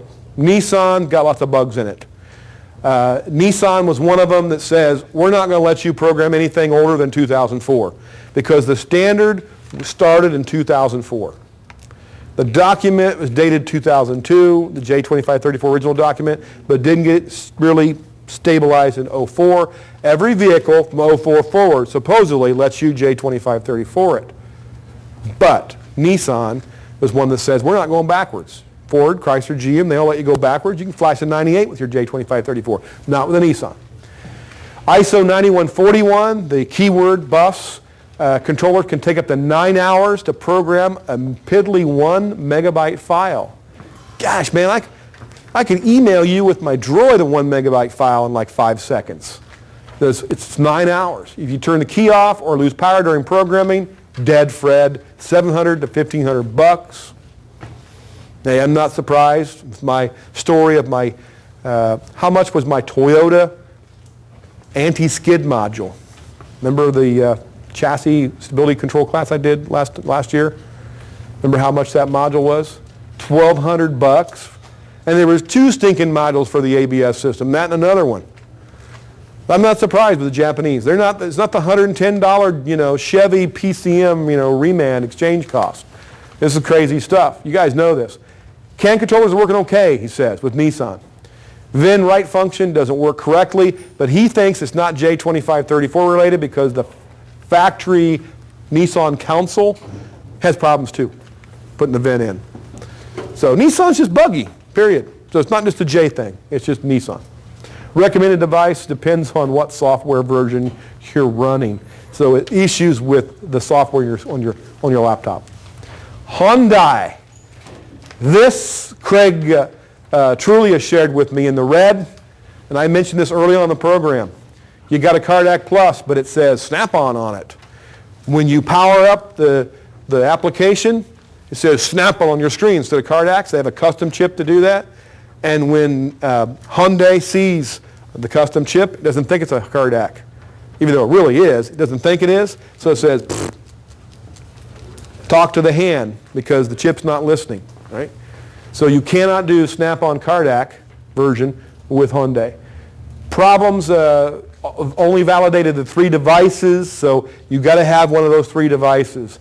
It violates J2534 mandate by doing that, but hey, we're really close to North Korea, so are you really going to mess with us? Probably not. All right. Mazda, same issues at Ford. We know Mazda does not like Honda on your laptop. Use the IDS, he says, instead of trying to mess with J2534. Pierre is the IT expert on BMW. Just have Pierre come by and flash your Beamer, right? All right. But it is a separate laptop. It's separate Java that's not used by anybody else, I don't believe. And so just get an IT expert, dedicated laptop, and you can do some BMW work. Suzuki only with their box, unless it is, what is that Suzuki that's their flagship model? The best Suzuki they make? XLR? Yeah, XLR7, which is a rebadged Chevy Equinox. I'll tell you something about Suzuki, right? Our best vehicle is an Equinox, Okay. The Equinox is a Chevy, so you can use a Tech 2 through the Suzuki part of the GM website. And Isuzu, it's different. DVDs, if you can find them out of production, blah, blah, blah. Only can run XP Pro and no dual core, just a Pentium. So they're kind of finicky, like GM has been using a Tech 2 to interface with a laptop. They had a lot of standards for the laptop. They're pretty high. J2534s are not that difficult, we discovered tonight, in selecting a laptop. But the GM Tech 2 interface with the laptop, there was specific laptop issues there that they want to make sure you didn't use a Celeron, you want to use a Pentium and so forth. Well, Zuzu was like that as well. So anyways, that's a wrap up, and I want to ask you what questions you've got still at this point. Now, do you feel a little discouraged to get into this after all this tonight? Or maybe the curtains pulled back and we swept the room out here a little bit, found out it's just a gray-haired old man moving the levers. The Wizard of Oz is not really breathing fire. It's not that bad. Most of this will be like Scotty Kilmore showed. But we know the bugs, the real-world bugs. So what I want to do next is think, one last thing. This is a summary here, real quick. Note-taking opportunity. I want to finalize this out so everybody's up the same speed. What's this a picture of, guys? O2 sensor. And this? Electric power steering. And we know what that is, steering angle sensor. When you're done, all right, step one, before you even start, not even done yet, you haven't even started yet, you count the cost of what it's going to take to do that job. So I'm just doing a Chrysler. Well, if it's a CAN bus Chrysler, I'll need a factory scanner to do reset of the steering angle sensor. But if it's another Chrysler, like a Dodge Magnum or something, and other Chryslers, I disconnect the battery, hook it back up, reset the turn the wheel. There's different procedures. You look those up. If you have to do that, it'll be somewhere, either Google as a last resort, the Chrysler Tech Connect website, tips from All Data when you click on reprogramming on the All Data homepage. Do all that information. Equinox in 05 had electric power steering, that in the torrent. And when you redid a PCM program, this guy now had a code. You can only clear it by doing a calibration of electric power steering. There's like 9 different settings. You pick the right one, and it does it. How do you do it? Tech 2. So if I can do this let's say I need to do this on a Toyota, let's say a Scion. Okay, so all I got to do is I got to do that after I flash a Scion, and I'm cool. Do I need a factory tool? No, I'm doing that job. But if I can't get a hold of somebody's Tech 2, and I did my research and I found out that torrent needed a power steering recalibration, only Tech 2 would do it, I might turn that job away, or at least make sure I can borrow a Tech 2.